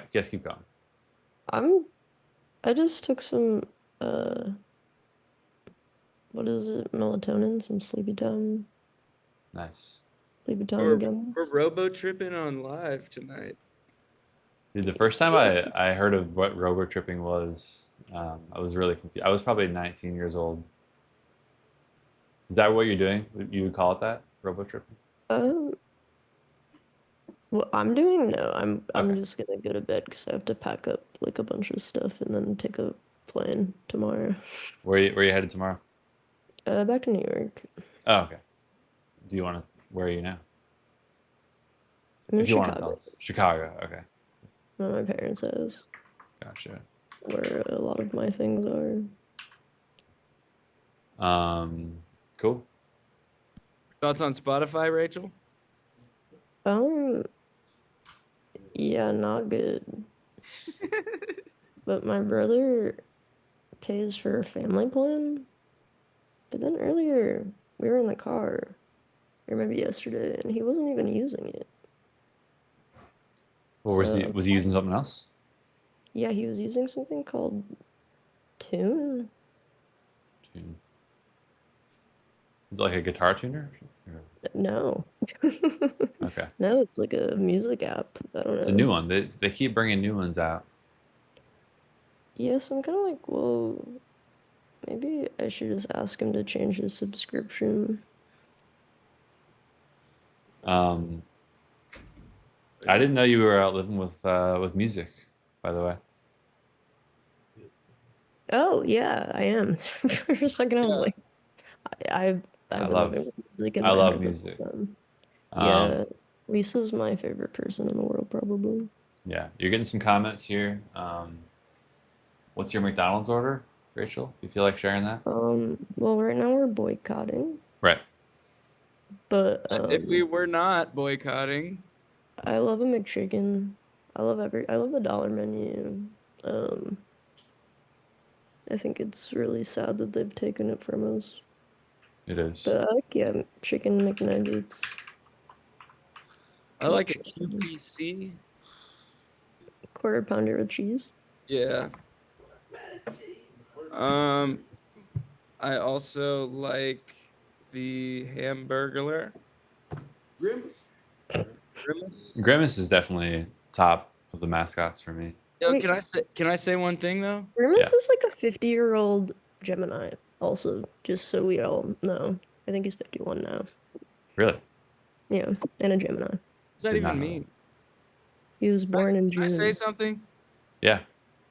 We found our favorite Wilco song.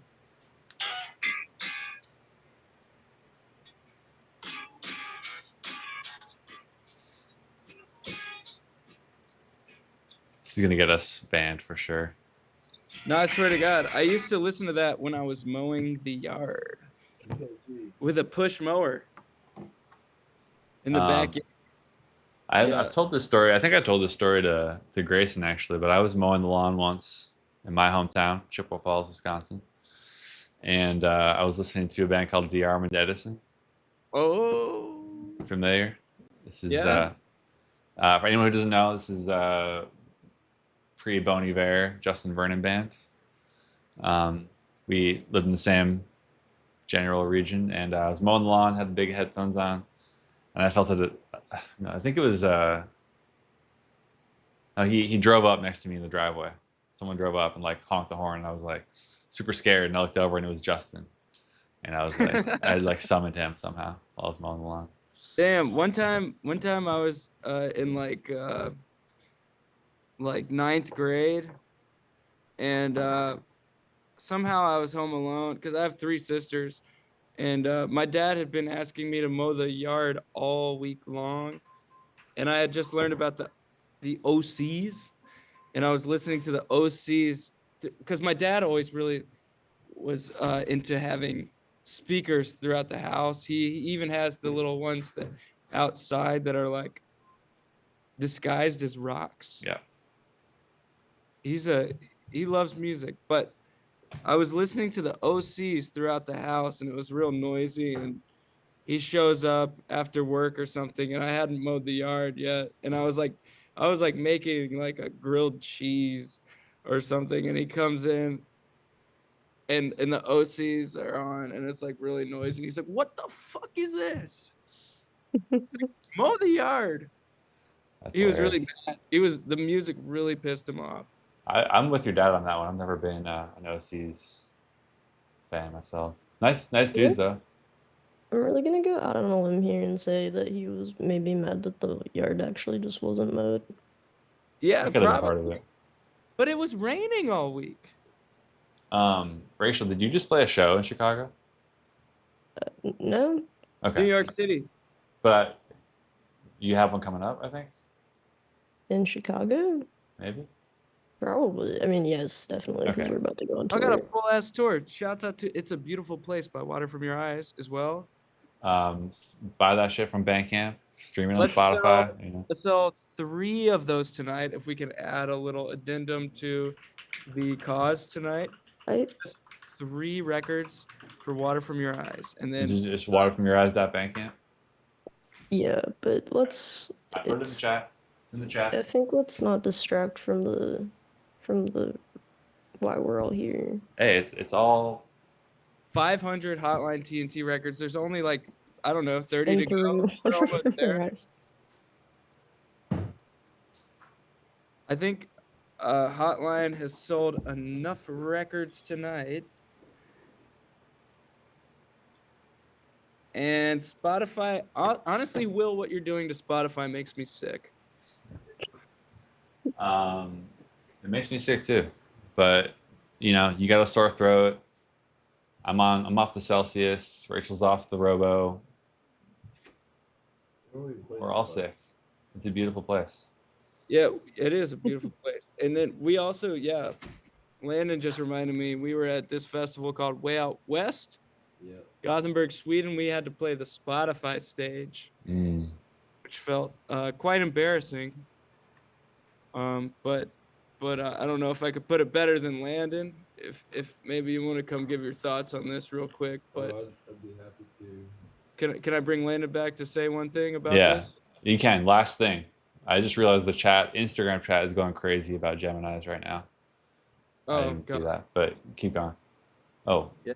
so Basically, Will, we just said that, music is basically this awesome thing that connects all people. Hey, Rachel. Hey, what's up? And it's really blasphemous to use profits from music to fund AI technology to kill people. Whatever front it may be, there's people saying that Daniel Ek is interested in helping Ukraine, but you know what? AI weapons will be turned against people of all kinds of people, but it will be used by the rich to kill poor people, and that's damn true. So we're against that, and fuck that shit. all right. Gotta clip that. Someone got that clip, I'm sure. But thank you, Landon.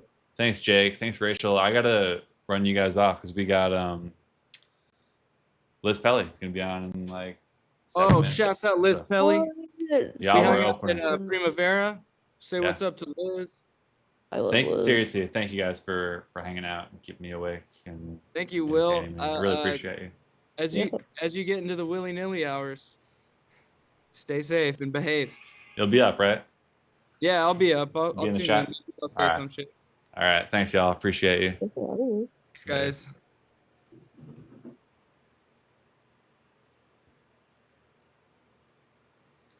That was Jake. That was Rachel. That was Landon. That was the whole crew. Oh, shit. Hold on, guys.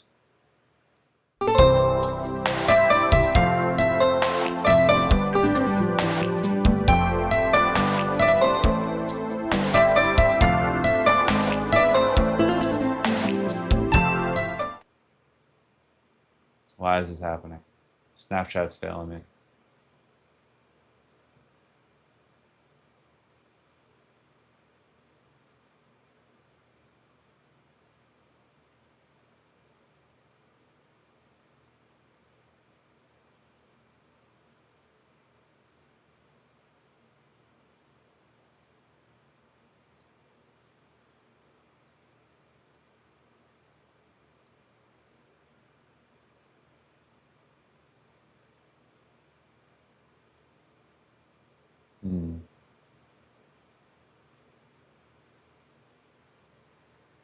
Guys, I know you can see a Snapchat logo. Hopefully you can hear me. I don't know if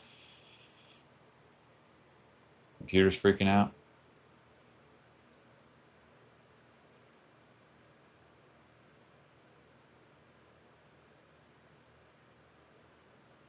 me a sec.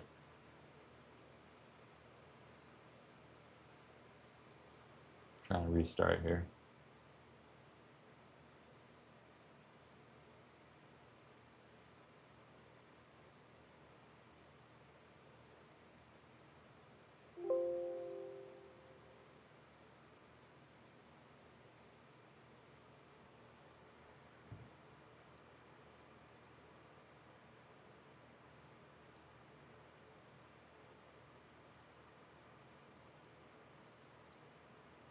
Thank God we're back. All right. I don't know what that was about. Liz Pelly's going to be here in a few minutes, if all goes according to plan. Might have to reorganize my scenes a little bit. Hope you don't mind.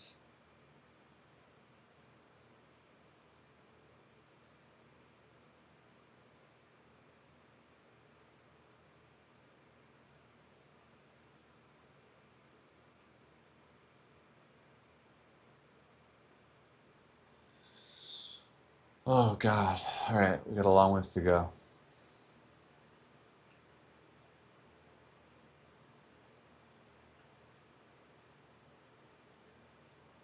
We haven't even taken any calls yet, hardly.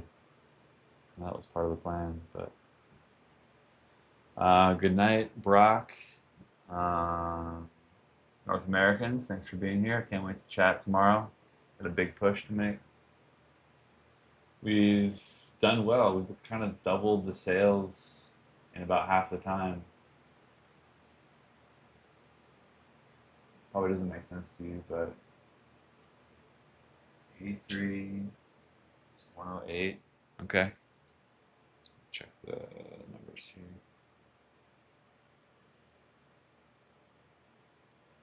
191. We're at 191. I want to get over 200, y'all.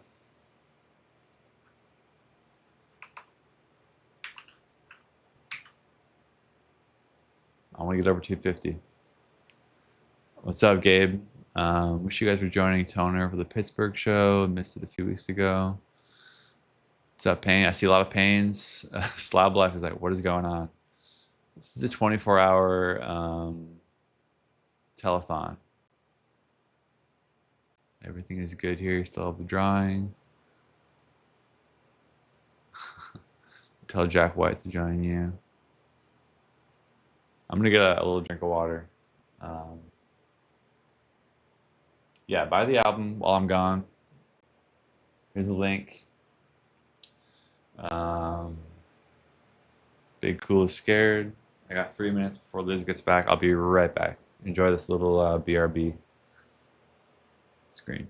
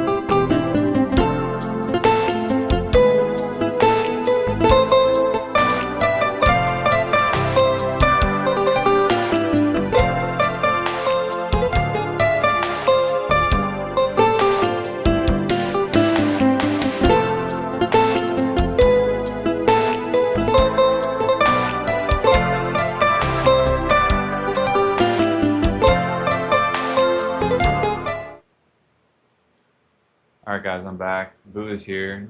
Found him in the living room. He's got a haircut. He smells really good. Just wanted to show you for a second because he's really cute. Let him go back to whatever he was doing. Okay. Let's see if Liz is here. Headphones on. It's 3 o'clock.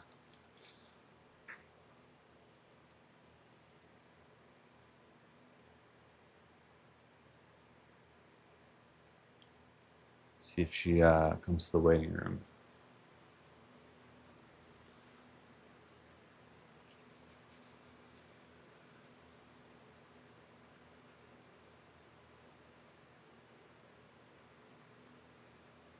For a lot of us, I think Liz is kind of. I'll wait till she gets here, and I won't give her too much of an intro. I think a lot of you know who she is.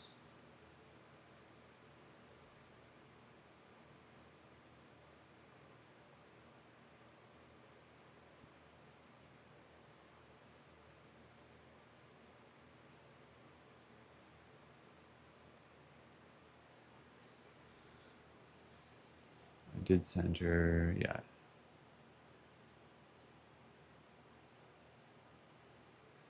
What's going on? How am I doing? I just did a little bathroom break. I got some water. Jen P, is that you? Liz P's sister, I believe. Where's Liz? I think I sent the right link. I did see weapons. Here she is.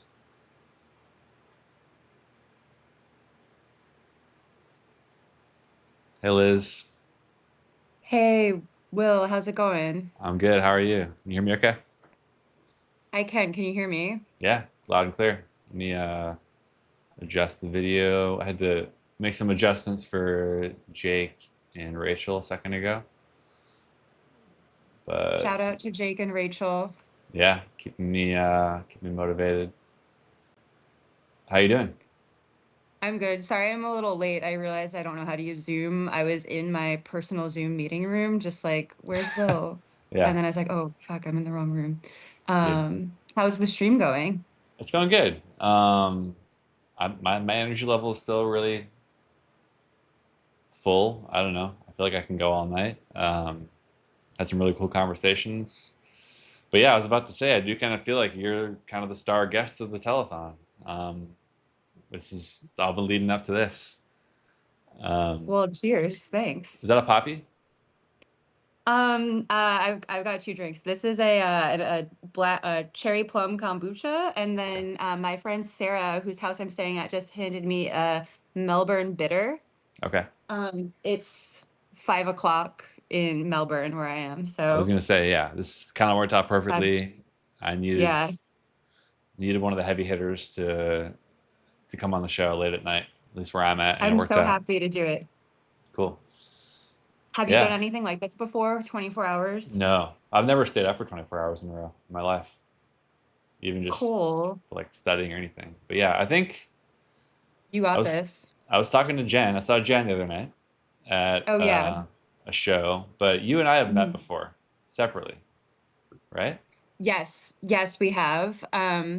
In 2012, your or 13, it was either 2012 or 2013, your old band, can I say the name of your old band?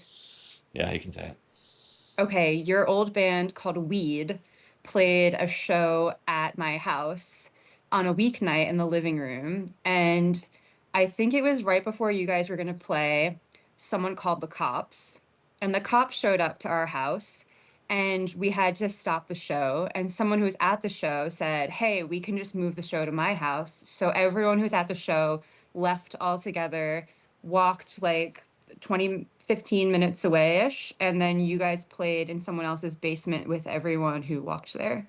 Yeah, I actually forgot most of those details, but that's what happened. That was, I think, wasn't Hand Habits, was it, that played as well? It was with Here Hums. Here, okay, HH, Yes, right, okay. which is Mitch, who is now in Foyer Red. Okay. Yeah. And I can't remember who else played. Someone else played, but I remember it being really good. Maybe Mutual Benefit, actually. I think it was. I think it was. Hmm. But anyway, Good gig. yeah, we probably got like a million memories of shows and stuff we could talk about. The chat's already going crazy. Just picked up Mood Machine this afternoon. Talk about the Silent Barn 24-hour show. Yes, yeah. No, when you said you hadn't done it 24 hours before, I was gonna say I used to be part of helping run this 24-hour show at the Silent Barn for a few years in a row. So the 24-hour endurance challenge, like marathon happening, is kind of like dear to my heart. Nice. We would do noon to noon. Is that what you're doing? Yep, noon. Yeah. Noon to noon. Cool. Um, Nice. Yeah. Well, yeah, I mean, so everyone who doesn't know, Liz wrote an incredible book that hit me right in my heart, Mood Machine. I remember you posting about it a little bit before it came out. You had written, it came out in a few chunks in what paper or So magazine?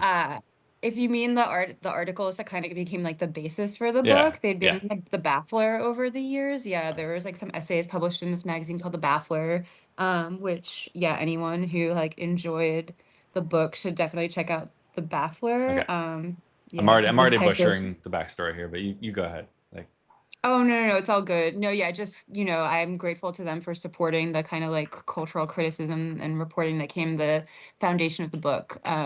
So yeah. but yeah, I mean, have you been following along any of the other people that were on or anything? We're just talking about Spotify specifically, and yeah, the culture of where music's at, everything that's in the book, which I think, a lot of the stuff that I don't want to give it away. Anyone who hasn't read it, but I feel That's like, yeah, fine. where everything's going is like, yeah, Spotify. Our bass player Halen brought this up the other day, who deleted his account fairly recently. And what you talk about in the book, I think one of the most important sections for me is when you kind of talk about what Spotify's end goal is, which is like you just open the app and it's one button and you just push play and it knows already what you want to do. And Halen kind of shocked me the other day. And he was like, "Oh yeah, when I was already there. Like when I opened Spotify, I never searched anything up. It just like had like, oh, Get Up Kids radio or whatever whatever it was he was listening to." And that kind of surprised me. I was like, they're not even. It's already there, basically. Mhm. But yeah, I don't know if you want to talk more about that, like how things have been Yeah, going. Yeah. yeah, totally. It's interesting. There's one thing that I've been talking about a lot of in my events, but it kind of is the thing that immediately sort of comes to mind when people are interested in talking about that kind of like one button thing, which is, yeah, this quote from my book that is a quote from a former employee of Spotify that I interviewed, who talks about how, yeah, kind of like the whole goal of their programming of music, their playlist apparatus, is to reduce the cognitive work that someone has to do when they. Oh, can you still hear me? Yeah. It's Yeah. oh, okay, cool. Sorry. No. When I did this, Zoom asked me if I wanted to like add hand gesture keys or something. Anyway, sorry. No. Um, We're good. Okay, so yeah, this person from Spotify is talking about how the whole goal of their like programming and playlist apparatus is to reduce the cognitive work that someone has to do when they open the app. And that's like a bunch of corporate jargon, but essentially like what that sounds like to me is like we want to help people think less. Like we want to like reduce the thinking about music that people have to do when they decide they want to listen to some music. And I think that is harmful for a lot of reasons. One of them being that it puts them in a really outsized position to influence what people are listening to if like part of the goal is to get you to care less about what music you're listening to, think less about making decisions. But also it's just like, I don't know. Uh, I think all of us want music to be something that helps people think more, probably, like Yeah. help people think about, the world, their communities, their scenes, themselves and their interests and their like music taste and stuff, you know. So I think that's like kind of wild. Um, and yeah, it's interesting when I have been out most of the day today, but this morning I woke up at like 6 a.m. and I like couldn't sleep and I was like scrolling my phone. I was like, oh, the stream is starting. Let me check it out. And it was right when you were on a call with your manager, I think, and you had like your streaming stats and like Oh yeah, yeah. payouts from the past year pulled up. And I thought that was super interesting. You know, you were kind of talking about how most of the income the band has made over the past, I don't know if it was like a year or 2 years or like whatever, had been from vinyl, and like the smaller percentage had been from streaming. And someone was asking like, well, how do you know whether or not those vinyl purchases are coming from streaming? And it's possible that maybe some of them are, but I would say like by and large, for the most part, like when new people are hearing your music through streaming, it's like it's through mechanisms that are kind of like encouraging more background listening, or just kind of encouraging like user behavior around like a vibe, or yeah, artist radio, autoplay, daily mix, where like yeah, maybe some people are actually paying attention, but I think most people are just sort of putting something on like while they're working or something. Yeah, I mean that's what I was gonna say. There's a ton of different, I'll just call them buckets of people who like everyone, not everyone, so many of us listen to music, and obviously people like you and me, people who are on this chat, people who go to shows are like active music lovers and fans and agree with what we're talking about. But then there's like probably a way bigger section of people that just, yeah, it's just wallpaper, put it on for something in the background. Could be a Seinfeld, you know, on TV or a reality show. And yeah, it's I don't think it's a good thing that all these different categories are kind of at Spotify's uh, behest, I guess. Hmm. Yeah. Um, What was like the main thing that got you guys to decide to take your music off? Was it just like everything all at once, or was there some kind of like, was it the Helsing stuff?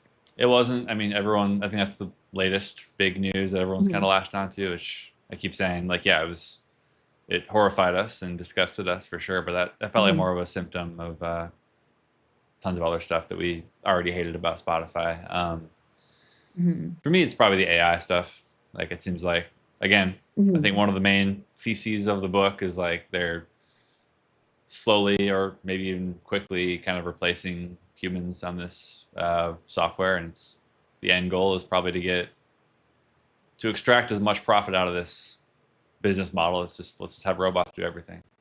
And I think the Velvet Mhm. Sundown story was a big part of that for me. It's like I think if you use your imagination, we can all see where this is going. Like it did start with ambient music, which is easier to replicate, maybe Mhm. to the untrained ear. But yeah, we're at the very Mhm. beginning stages.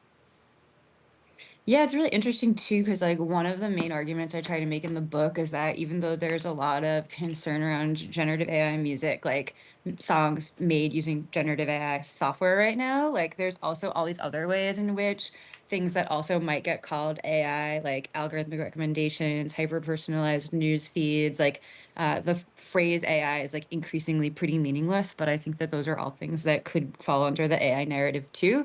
There's all these other ways that those systems have influenced how people think about music and discover music and relate to music.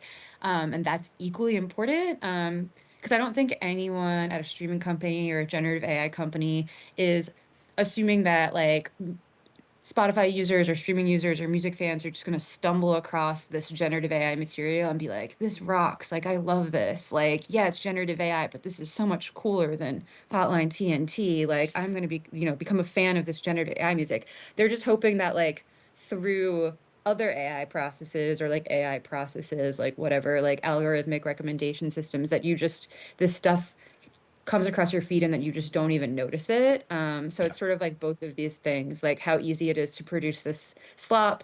And there's other ways in which like recommendation and curation has been like, slopified or like whatever. I think slop is also kind of becoming this shorthand that I and probably other people are relying on too much, but kind of works. Yeah. Also, yeah. And even thinking about like the work of music critics and journalists and writers or people who make media in general, even like people who do like DIY zines and like underground music media, a lot of that work already has kind of been really impacted by things that could be called AI, something that I kind of touch on in the book that like people don't talk about it as much is that when Spotify was building its algorithmic recommendation systems, one of the things that it did to help build out its the capacity for its algorithmic recommendation system to understand music was that it bought this company called the Echo Nest, which is this big data for music company. And that company had all of these different types of data about music that they sort of infused into the machine learning models. Some of that data was like data that they had about how music sounds, that they like had created these processes for understanding the sound of music through data. And then another kind is this sort of, what they called cultural data, some of which of that is like using data that like the source was people talking about music online to understand like how people culturally think about music. And one of the sources was just this algorithm that they trained to crawl the internet, crawl music blogs, absorb all of this data from music blogs, like stuff that music writers and journalists had produced, and absorb it into its system to like teach machines how to understand connections between different musicians. And I feel like now, if it were to come out that something like that were happening, like, oh, actually, like, this corporate streaming service is absorbing the whole of music journalism, all of this like work that people have put out on the internet and using it to train its machine learning systems, I think that there might be like more pushback to that from journalists and critics, like, um, through like more of a framework of like, oh yeah, like people training AI systems shouldn't just like suck up all of our information without our consent and permission and then use it to strengthen like their profits and their kind of like, streaming company that they make a shitload of money off of and don't pay anyone. Yeah. I mean, I feel like I feel like I'm reading pushback happening, like even like other ways, like, whether it's, newspapers suing, OpenAI for training on all that stuff. But like, I just feel like, at least in the United States, the attitude is like, yeah, that's too bad. We're going to do it anyway and figure out the legal stuff later and probably be too late by then. So I don't know. It's like, Yeah. it can be very disheartening for sure. But Yeah. Yeah. I don't know if there'd be any like legal pushback, but at least there'd be kind of like a cultural pushback. Yeah, for Yeah. sure. Like, I like that sucks. Yeah. I mean, that's all we're really doing is a little cultural pushback by opting out, I guess. I mean, I certainly don't expect Spotify to change at all. I think they're ready to go all the way. But so you're on like a tour right now, basically? Yeah, I actually it's wrapped up. I'm on a book tour that was in New Zealand and Australia. This is the last day Okay. I'm leaving Australia tomorrow morning. But yeah, it was cool. I flew to New Zealand and I did a book event in Auckland, and then I did events in Melbourne, Sydney, Brisbane, Perth, and then back to Melbourne. And I've done some kind of like more yeah, like academic and DIY events in Melbourne the past few days, and back to the United States tomorrow. Cool. I actually saw you at Topos 2 a couple months ago as well. Oh yeah, cool. You did over there. I kind of like snuck in the back, like while I had already started, I think. But yeah, how's the response been? Like, you've been doing stuff all over, I'm sure. It's been cool. Yeah, I keep saying like doing a whole book tour in Australia, like, wasn't on the bingo card for 2025 or whatever, like didn't expect.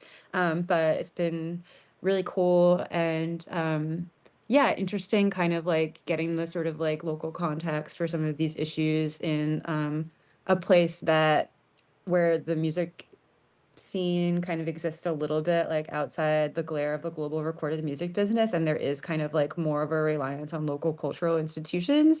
Like there's really strong community radio here, for example, and learning about like some of the history of like organizing to save local venues and stuff like that, and just sort of like actually I think a lot of yeah, a lot to be learned from each other. I mean, I see that even I lived in Canada for 10 years, which is, Mhm. a few hours due north of where I grew up. But like even up there, you can feel a difference in the attitudes of people and trying to push back against, yeah, just late era capitalism and sucking Mhm. everything up.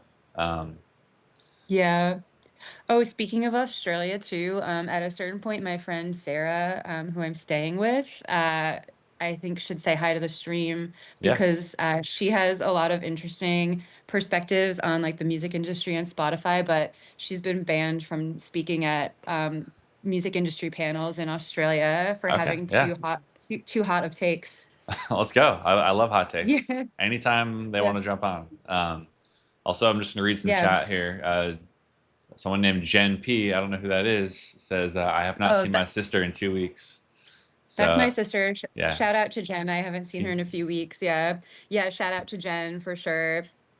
yeah. Shout out to Jen. Shout out to Jen. If Shout out to Jen. anyone else in the chat is has any burning questions, throw them up there now, and if we talk a bit more, we'll try to bring them back and read them off to you if you're up for it. Yeah, absolutely. Questions about like streaming, Mood Machine, 24-hour shows.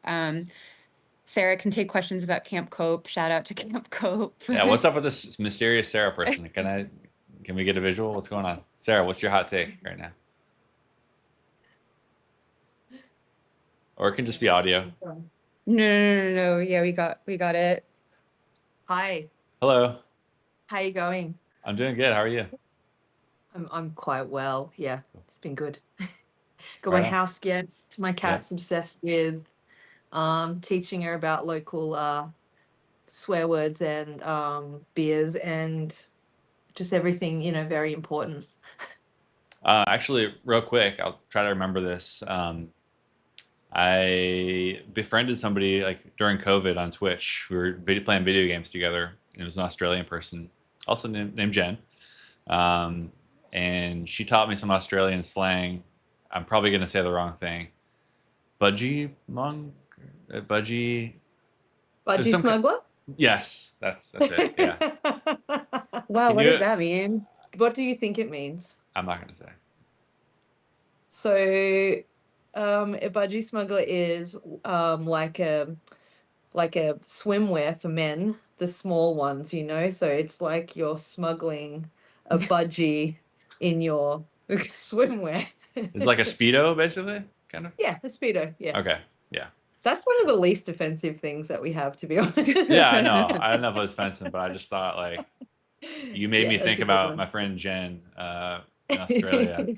I haven't thought about her in a long time. But anyway, I hear you've been banned from some conferences down there. Is that true? Down Yeah. under? Yeah. Yeah, but that's okay. Like, nobody really likes going to those music industry events anyway, if they're anyone who's interesting, as we know. I think a lot of people don't really like, it's not necessarily, I don't think it's me personally. It's not like they hate me. It's just, we were talking about this at Liz's panel yesterday. I think the industry as a whole has a big problem with gatekeeping. Gatekeeping knowledge, obviously, and I think with things like Spotify, obviously is what you guys are talking about at the moment. It's like gatekeeping information about how, like, from labels, from the greater world, bands from other bands, because no one thinks they can talk about things. It's like more open discussions about practically anything in music is always going to be so helpful, whether it be management, contracts, talk about money, talk about what it's like, why is my royalties less than yours? Like, we should talk about it so everyone knows, like, we're together, like they're apart from us. Like, it's like we all need to be on the same page so we can fuck up the fuckwits. Yeah, no, this I think Mhm. you talk about that in the book a little bit too. And we were talking about Mhm. earlier on the stream about like, yeah, like Spotify's not even giving us much of like our, the data that we could, I guess, potentially use to communicate with our fans or whatever it is. And it's, Mhm. classic union busting techniques they're employing, I guess, Mhm. which I can't talk about very Yeah. eloquently, but yeah. No, I think there's also something to be said for like, yeah, like the pushback you get in any kind of institution or industry, not even just music, if like you attempt to share information that people in power really benefit from keeping gate kept. They're like, a lot of their power comes from like cutting off access to information about how stuff works. Yeah. And like when you start like asking questions and like sharing information, it's sort of like their power gets diminished because their power comes from just sort of like making sure that that information isn't accessed. I don't Oh, know. Yeah. absolutely. It's the same with, across the board. It's like people, music management, it's obviously a big problem, like, with bands, management pretending that they're like, there's no way anyone could do things without them. And it's like, it's not that hard, but it's like you're withholding information from the people that hire you. You're the staff here, not the band. You know what I mean? It's like yeah, the whole thing. We just need like many manuals so that everyone can just, here's how to release a record by yourself. Here's how to self-manage. Here's how to distribute your music without Spotify. It's like in a perfect world. But I think, obviously that's not an easy thing to do, but it's like, I think sharing knowledge with peers is a very good place to start to fix anything within this hellish industry. Yeah, no, Mhm. and I think there's some Yeah. great examples even the last few years that are coming to mind as you're talking about this, like Wednesday, who I remember they posted a bunch of stuff about South by Southwest, just kind of like off the cuff, like, yo, here's the breakdown Mhm. of how much money is being made or not made. I can't remember if it was Yeah. Squirrel Flower was talking about like merch cuts, or that was more South by Southwest, all this stuff. Mhm. And Yeah. there was always pushback from people like, oh, we can't talk about that. Just sleep in the van or whatever it is. But we've seen Mhm. that talking about it can really lead to some change, even if it's not as fast as we want. But Yeah, absolutely. It's the funny thing is as well, it's like it's almost like things are very like, it's almost like we're tricked into thinking that things, like, we can see lineups and we can see things, and we it's right in front of our faces, but then if you bring it up what it is, it's like, how dare you say that? It's like, I'm just pointing out what they've said. yeah, It's like, I think we need to stop looking at all of these institutions and like companies, basically companies, as our friends, and maybe look at them always as our enemy first until proven otherwise. Start I'm them with on a you. -10, Mhm. and then if they can get to 0, we can start fresh, kind of thing. I like Mhm. that Every mentality. festival, everything that's not an independent thing, we need to be suspicious. Prove yourself to Yeah. us. Yeah, I'm with you on Yeah, that. Totally. yeah. It's kind of interesting, like a bunch of the events in Melbourne the past few days, I feel like have almost like unexpectedly ended in more of these conversations around like how maybe we're just in this moment where not even just young people, but like people of all ages, like in these years following the um start of the pandemic, need a refresher on some of like the basics of DIY cultural production. Like maybe part of how we navigate this moment where people are sort of being conditioned to rely so much on platforms like Spotify and social media and other like platform economy schemes.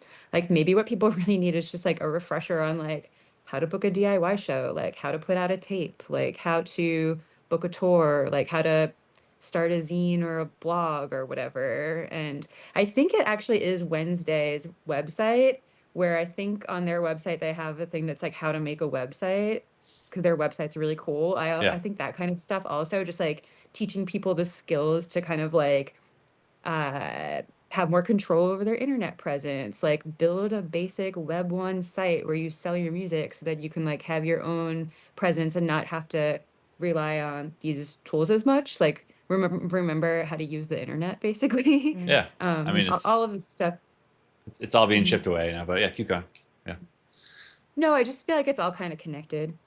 Yeah, I mean, Carly was on here earlier, kind of talking about very similar stuff. They did like Carly made like a slideshow of like, here's some really basic primer stuff about like, yo, go to your college radio station, you know, here's Yeah, cool. that kind of stuff. Also talked about some COVID type stuff, like literally like because an entire class of a high school wasn't in person, like the following class didn't know like the cheers and how to cheer for their football team, which I thought was a really cool. I never thought about something like that, but yeah, It's pretty crazy the couple of years. I mean, we were obviously in a very intense lockdown here in Melbourne, but it was like, and you do feel sorry for these kids because you're like you never learned how to go to a show, like, and now it's like they almost missed it, and bands like missed how to put on a show or anything because they just were at home for 2 years. We Yeah. at the show last night, we saw like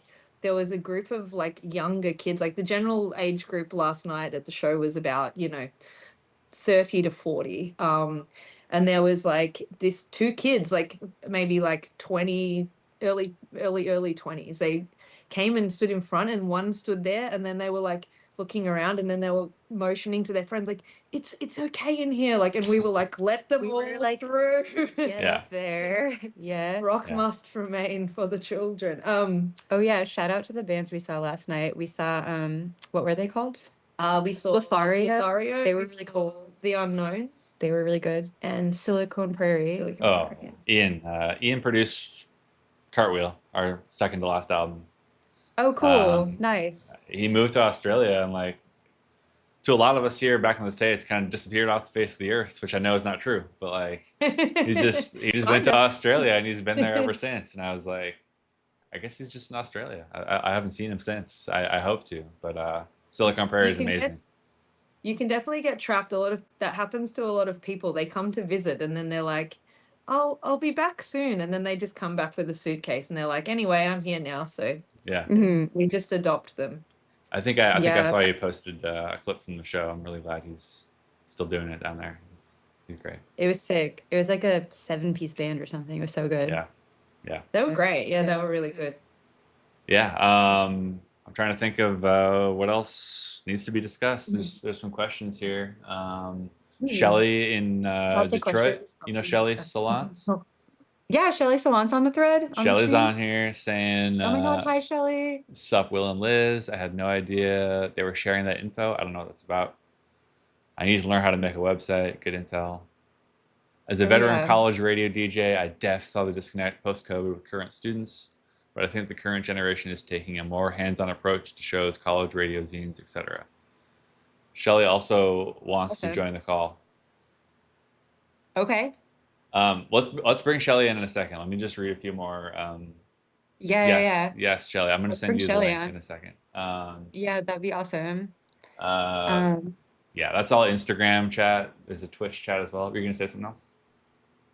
Oh, no, I don't think so. Except that Shelly, I hope to visit your record store at some I- point this year. I just went a couple weeks ago. Saw it in the flesh. It's looking good. It's a corner. I can tell it's going to be expanding and taking over the rest of the store very soon. Does Spotify have some kind of partnership with TikTok to push songs? With the reduced cognitive load thing, it makes me think there might be a pipeline between TikTok songs being pushed and Spotify's role in that.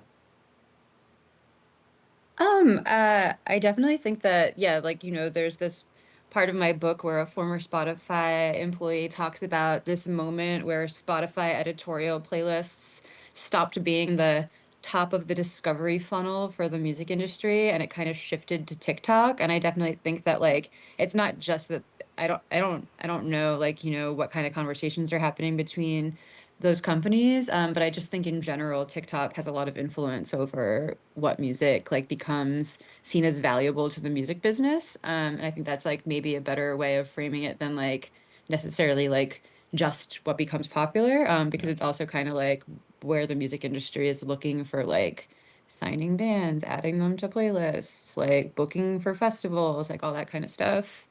Um, So yeah, probably not like a direct pipeline where they're like feeding each other the bands or anything, but yeah, I mean, who knows? Like, can't say with certainty, but yeah. Let's see, Spotify. What other beverages have you consumed? Oh, this is from Gen P. What other beverages have you consumed in Australia? oh, what other beverages have I had in Australia? Coffee, a lot of good coffee. They have really good coffee here. I've had a lot of tea also, some beers, some kombuchas. I don't know. I had some like cool like watermelon slushy kind of thing the other day, but I think that was like an Italian drink. I don't think it was Australian. Yeah, Yeah, I agree with Jen. She's yeah. saying not very specific. I think she wants brand names. I could be. I don't Okay. want to speak for her, but Yeah. I mean, I don't want to do like a brand endorsement for this sure, beer. sure, Like, sure. forget that. Yeah, people are liking the chat. Holy Mountain Human Kindness says I'm doing 110 through Scranton, Pennsylvania, watching this, not even looking at the road once. Oh no. Let's be Eyes on the careful. road, eyes on Eyes the on the road, road. eyes on the road. Yeah. Let me see if I can bring Shelly in here. All right. Yeah, that'd be great. If let me know if you got to get going. I know you're on your last day in Australia, so just holler at me We when it's just time to go. we just got back from a music festival. That was like a music festival, right? Kind of, yeah. And yeah, maybe after we chat with Shelly for a bit, I will head off and try to see some bats if I can. Sure. Okay, hold on. Also, I have this coffee fucking sandwich. Somebody here actually wrote an entire fucking DIY releasing music handbook that took them like 4 months, and it's fucking impressive. Oh, Sarah, can we send it to the chat? Sarah is telling me that someone who lives in Australia spent months writing this really, really long, like maybe like a Google Doc handbook on releasing DIY music. And sounds like maybe a good resource if anyone's interested. I'm sure. Yeah. Is there? She's gonna text it to me. Okay.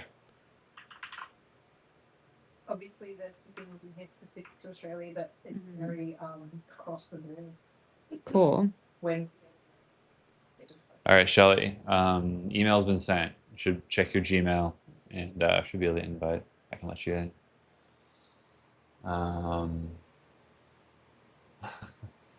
Jen is saying, I didn't say brands. I do think you should talk more about the Silent Bar and 24-hour show. And do you have any tips for Oh. Will for the 24-hour endurance? Oh yeah. Do you have any tea? None made right now. My GF fell asleep on the couch and made some tea. I don't know if there's any left, but I would say don't drink coffee. Like, drink tea if you can. Yeah.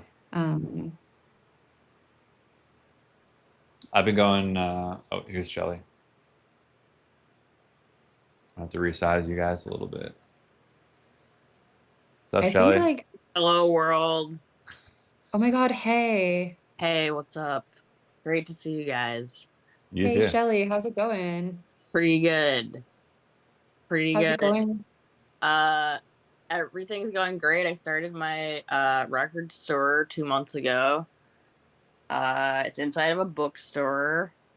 There's a board game store in the basement. We have shows there. It's going great. I'm in a corner, but I'm gonna keep taking over. That's what I was saying. Space. Yeah. That's what I was saying. Yeah. Great to have Will come by. Liz, whenever you want to come to Detroit, we'd love to have you do an event. You could do a residency if you want, and maybe do some zine workshops or something. That'd be really cool. Yeah, and I've been thinking a lot about like, I'm like the exact same age as you guys, essentially. And we've all been doing this for a long time. Same and birthday, Steven, I think. Yeah, I also have a twin, and our birthdays are like the same week of Liz and Jen, actually. But I think it's really like time for us to, and you guys are already doing this, but I kind of like came in when you're talking about this, but like it's very important for us at this point to like, be passing down what we have learned to the new generation. Some of this more hands-on stuff that maybe like, at least to me, there was sort of a few years where it was kind of like, there was kind of a disconnect. Mm-hmm. Did you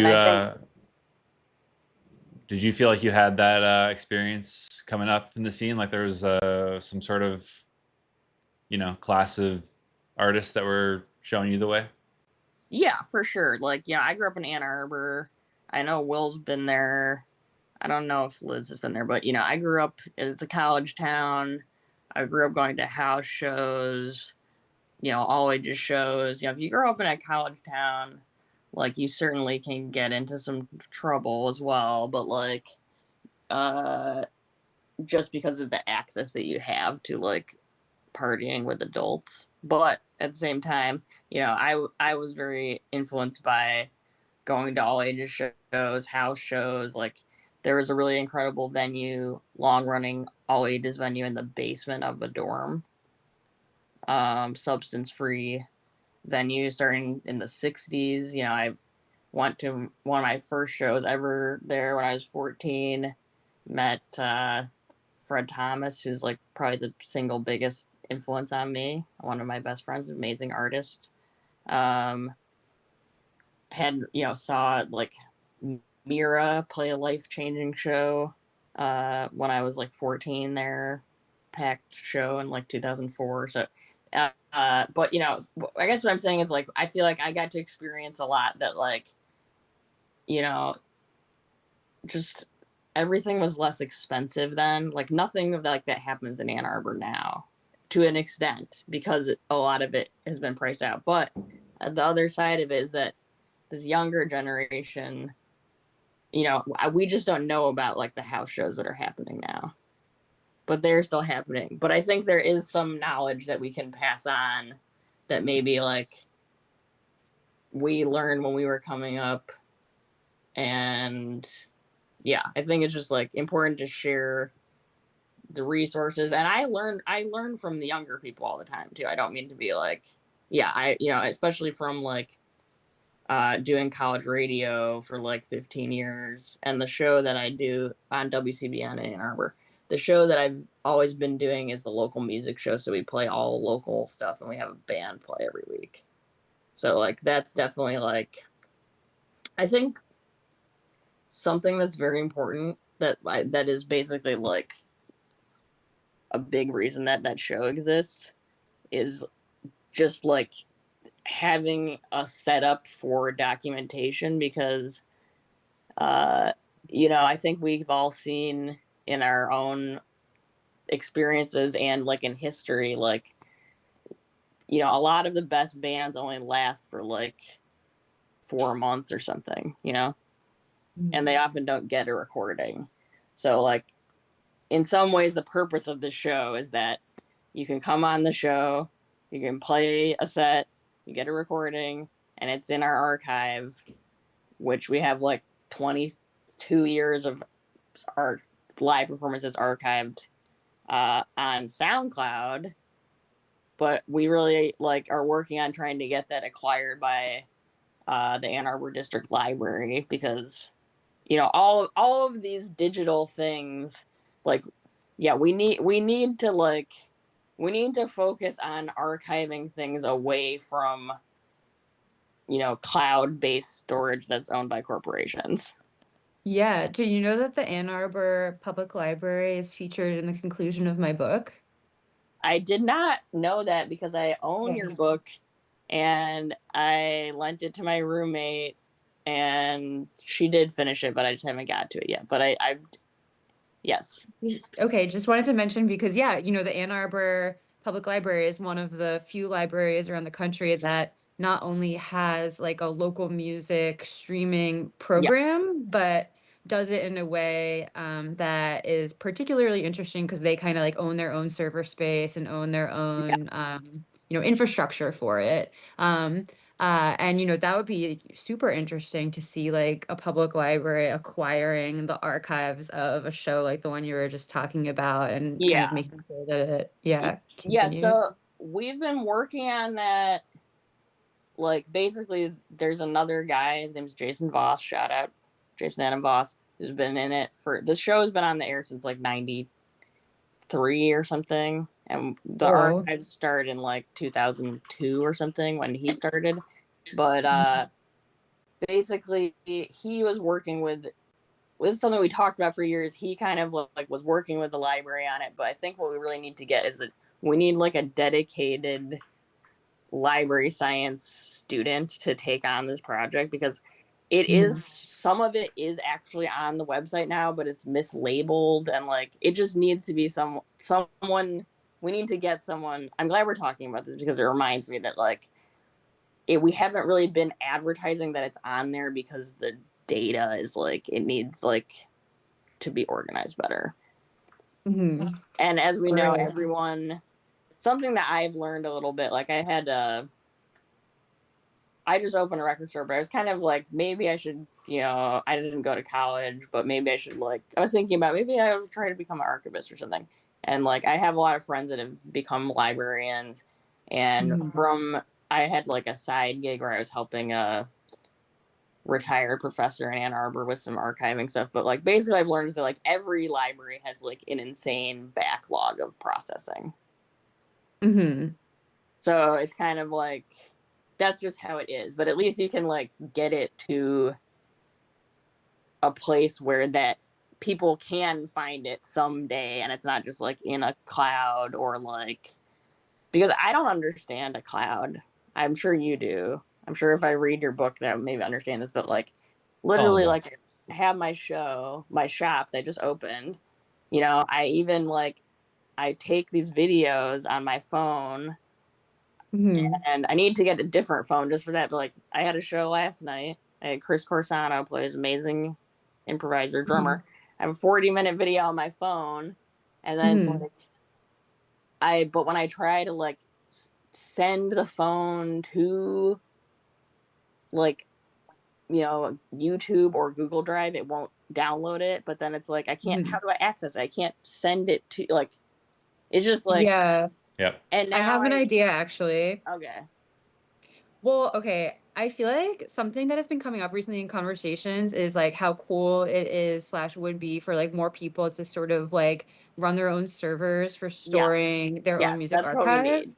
Yeah, so I'm like, it more kind of like community spaces, just having like a desktop computer with a hard drive in the corner where there's like a bunch of videos and MP3s, and it's like when you go to Shelly's record store, you can also just like go sit in the corner with a thumb drive and like get a bunch of MP3s and videos if you want to like bring home with you. I mean, that seems like a cool idea. Yeah, I think that is a cool idea. I need help doing that.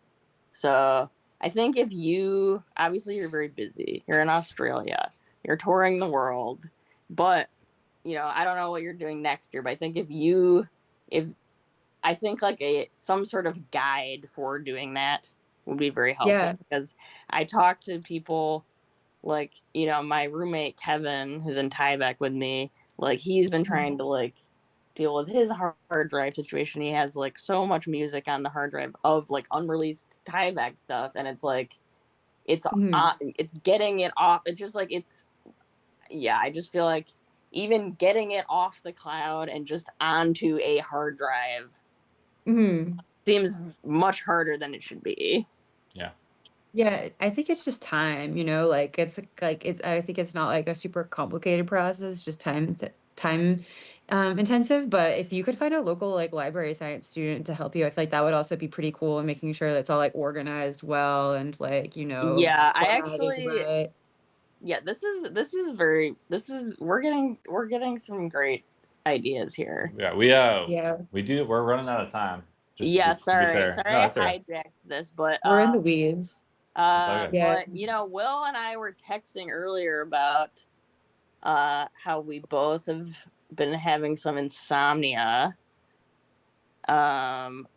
because of various things. But how are you feeling, Will?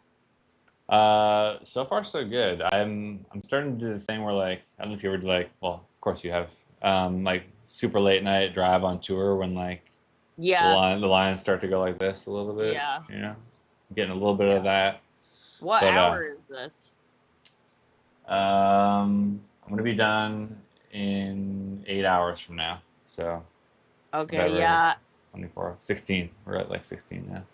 Yeah, I think I'm at like I'm gonna say I'm at 24 hours now.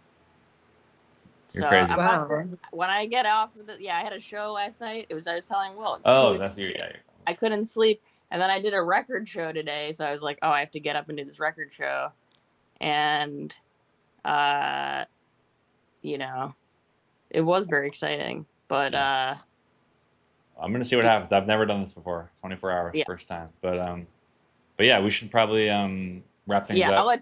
I'll let you wrap your thing up, Liz. I hope you have a wonderful time in Australia. That's where you are. It's been great. I'm leaving tomorrow. I Oh am, shit. yeah, but onward. The journey continues. Safe Um, travels. Thanks so much. So nice to talk to you. Yeah, And you I too. have some like ideas for people who maybe I could connect you with who could That help would with be like great. building the server. Yeah. Yeah. Okay. Okay. Cool. Awesome. Okay. Safe travels. Talk to you soon. Thanks, Charlie. Thank Will, you. Bye. Godspeed, Will. We'll talk Bye. soon. Yep. All right. You got this. Um, Okay. Cool. So who's on the stream next? Bye. later. Next we have Aramis, who actually, when I finished your book, I sent it to him. First person I thought of that I thought I had to read this book. Aramis was in a band called Enumclaw from Washington. Lives in LA now, but he's just another good person to. I mean, I'm sure we'll talk about lots of stuff, but he'll be good to hang out with in the wee hours. So, Yeah. Yeah, yeah, maybe like one thought to share before wrapping it up. I think something that's interesting right now is a lot of musicians are like, not a lot, but a handful, increasing musicians are removing their music from streaming services, talking about like alternatives. Something that I think we could do more of, or people who are removing their music from streaming could do more of, is like directly uh, telling their fans what they want them to do instead. So I think something that's interesting that's happening here is you're being like, we're leaving streaming. Please buy our record during this 24-hour stream. Because I think even something as simple as being like, please buy our record on this day. Is more instructive than just being like, we're leaving Spotify, figure it out.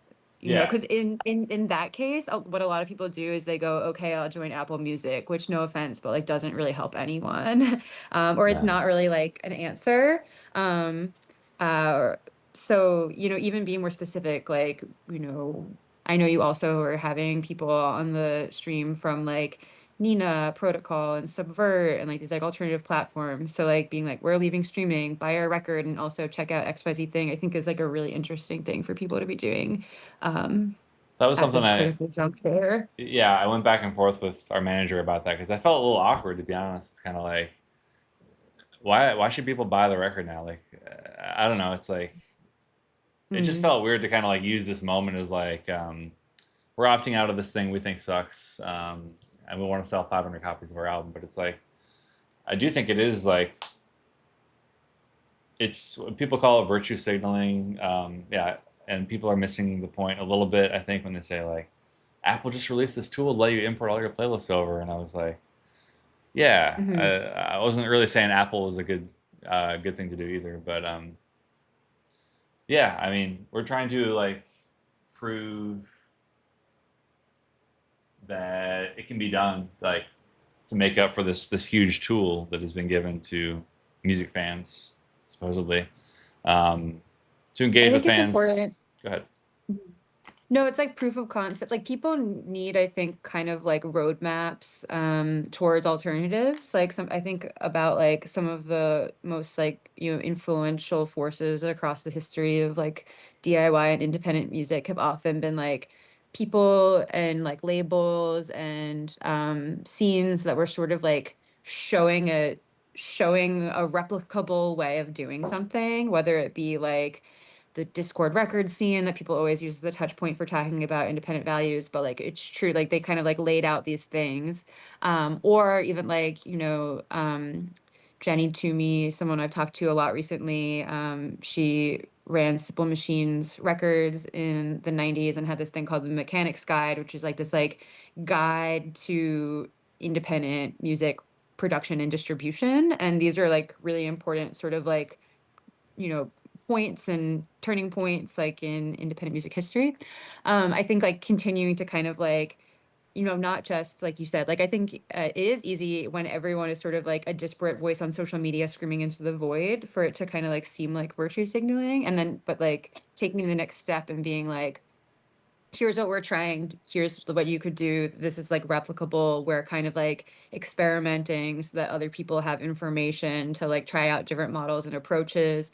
And these are new, like, models we're trying. I don't know. I just feel like it's helpful for people feeling like uh agency in making similar choices and not feeling like there are no alternatives, which like we all know there always are.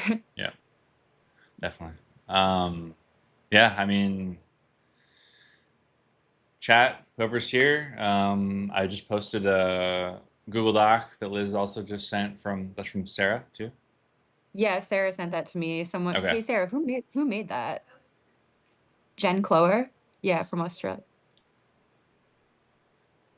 Oh, used to run Milk Records with Courtney Barnett Okay. and made this document about like DIY music production. I haven't even looked at it yet, but I'm sure it's awesome. The book Yeah. is amazing, and everyone should read it. Go buy a copy. I put the link in the chat as well. Liz, thank you so much for being here and Thanks for hanging having out with me. me. Look Yeah, forward to of more course. talks next time we cross paths, and hope the rest of the Cool. touring goes great.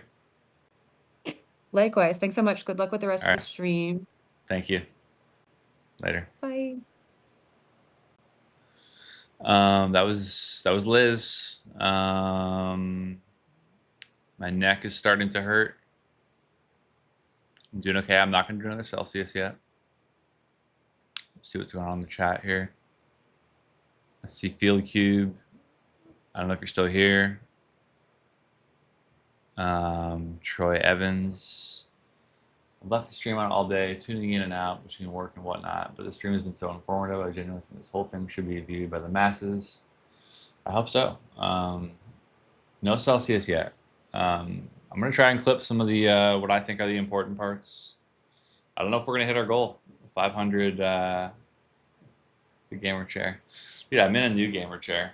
We just got it in the mail like today. Take out my headphones. Just gotta stretch it out a little bit.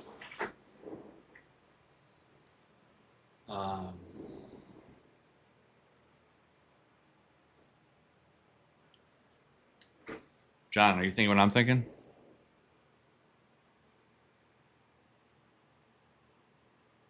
Let's play some Mario Tennis, bro.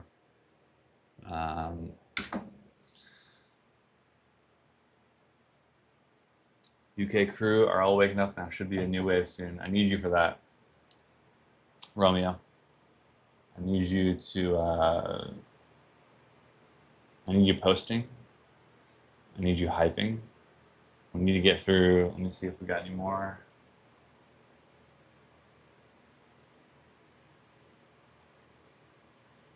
I think we're stuck right now at 191. We got 8 hours to go. It's a tall order. Or the willy-nilly hours. I might switch to my other chair, see if it's any better.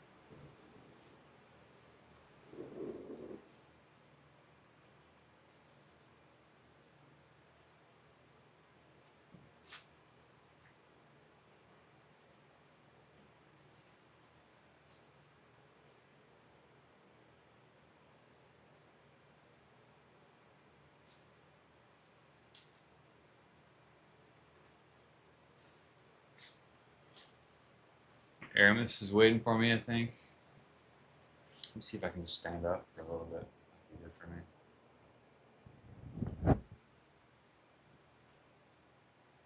Yeah, it's something I just have to do for a little bit. Bob Mold surprise guest calling. Heard he owes you a favor. He does. Still going. Doom Fever. I need your help. If you already bought a record, I need you to buy a download. Hotline TNT, Bandcamp.com. Help us get to our goal.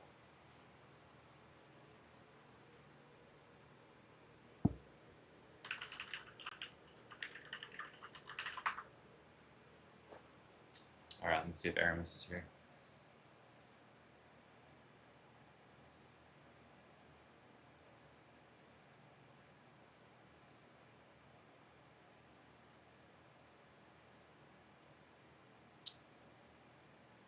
You know what? I don't think I even made one for him. Hold on. Aramis, I'm coming.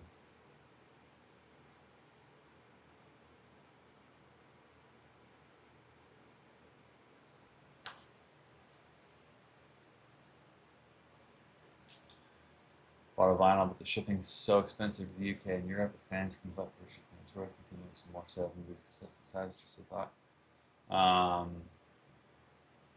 Downloads are eligible. If you want to do a download for now, obviously we'll have records on tour when we get to Europe. But downloads don't have shipping.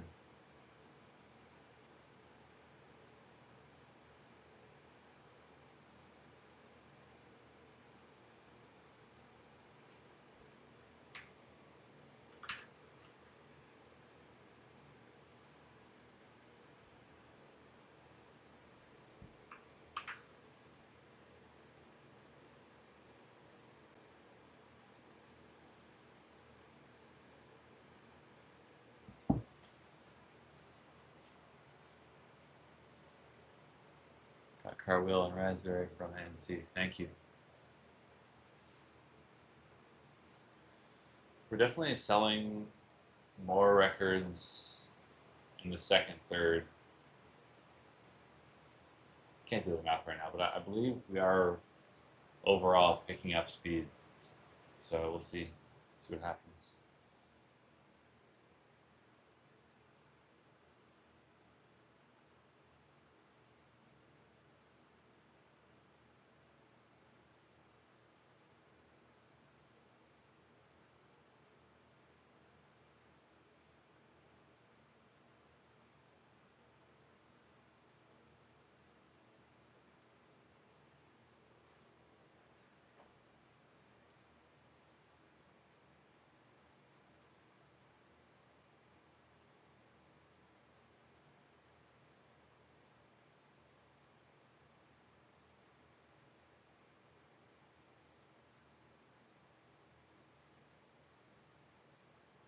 Got some more people who want to come on.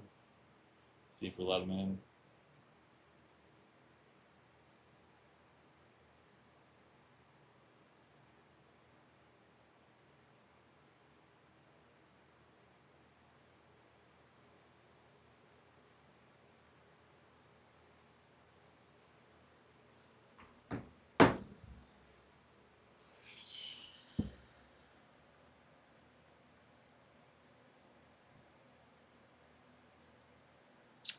Y'all were great at the Handlebar, getting to Pensacola. That was a weird show. I remember that was kind of the one show on that tour that was like, who want us here? And I meant that for like the whole package. It wasn't just Hotline. It was Wednesday. It was just kind of a weird vibe, but I'm glad you liked it. It was a great tour. Aramis, you're about to get bumps.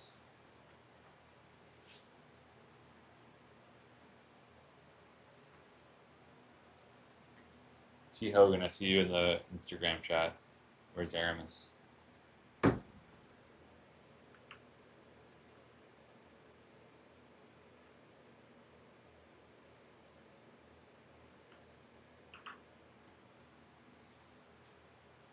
right, you're getting bumped. Somebody else wants to come on.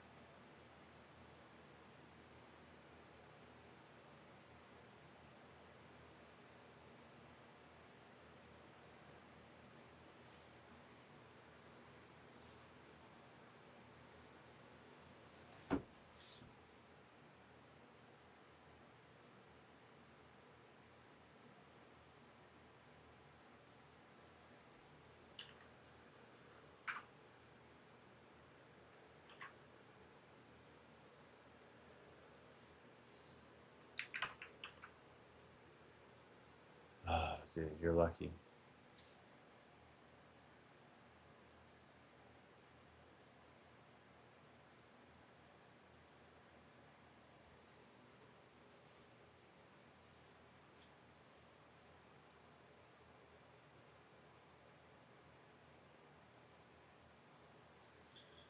Can we get the J Sound Stampede cover? And how did she end up working on Next New Love?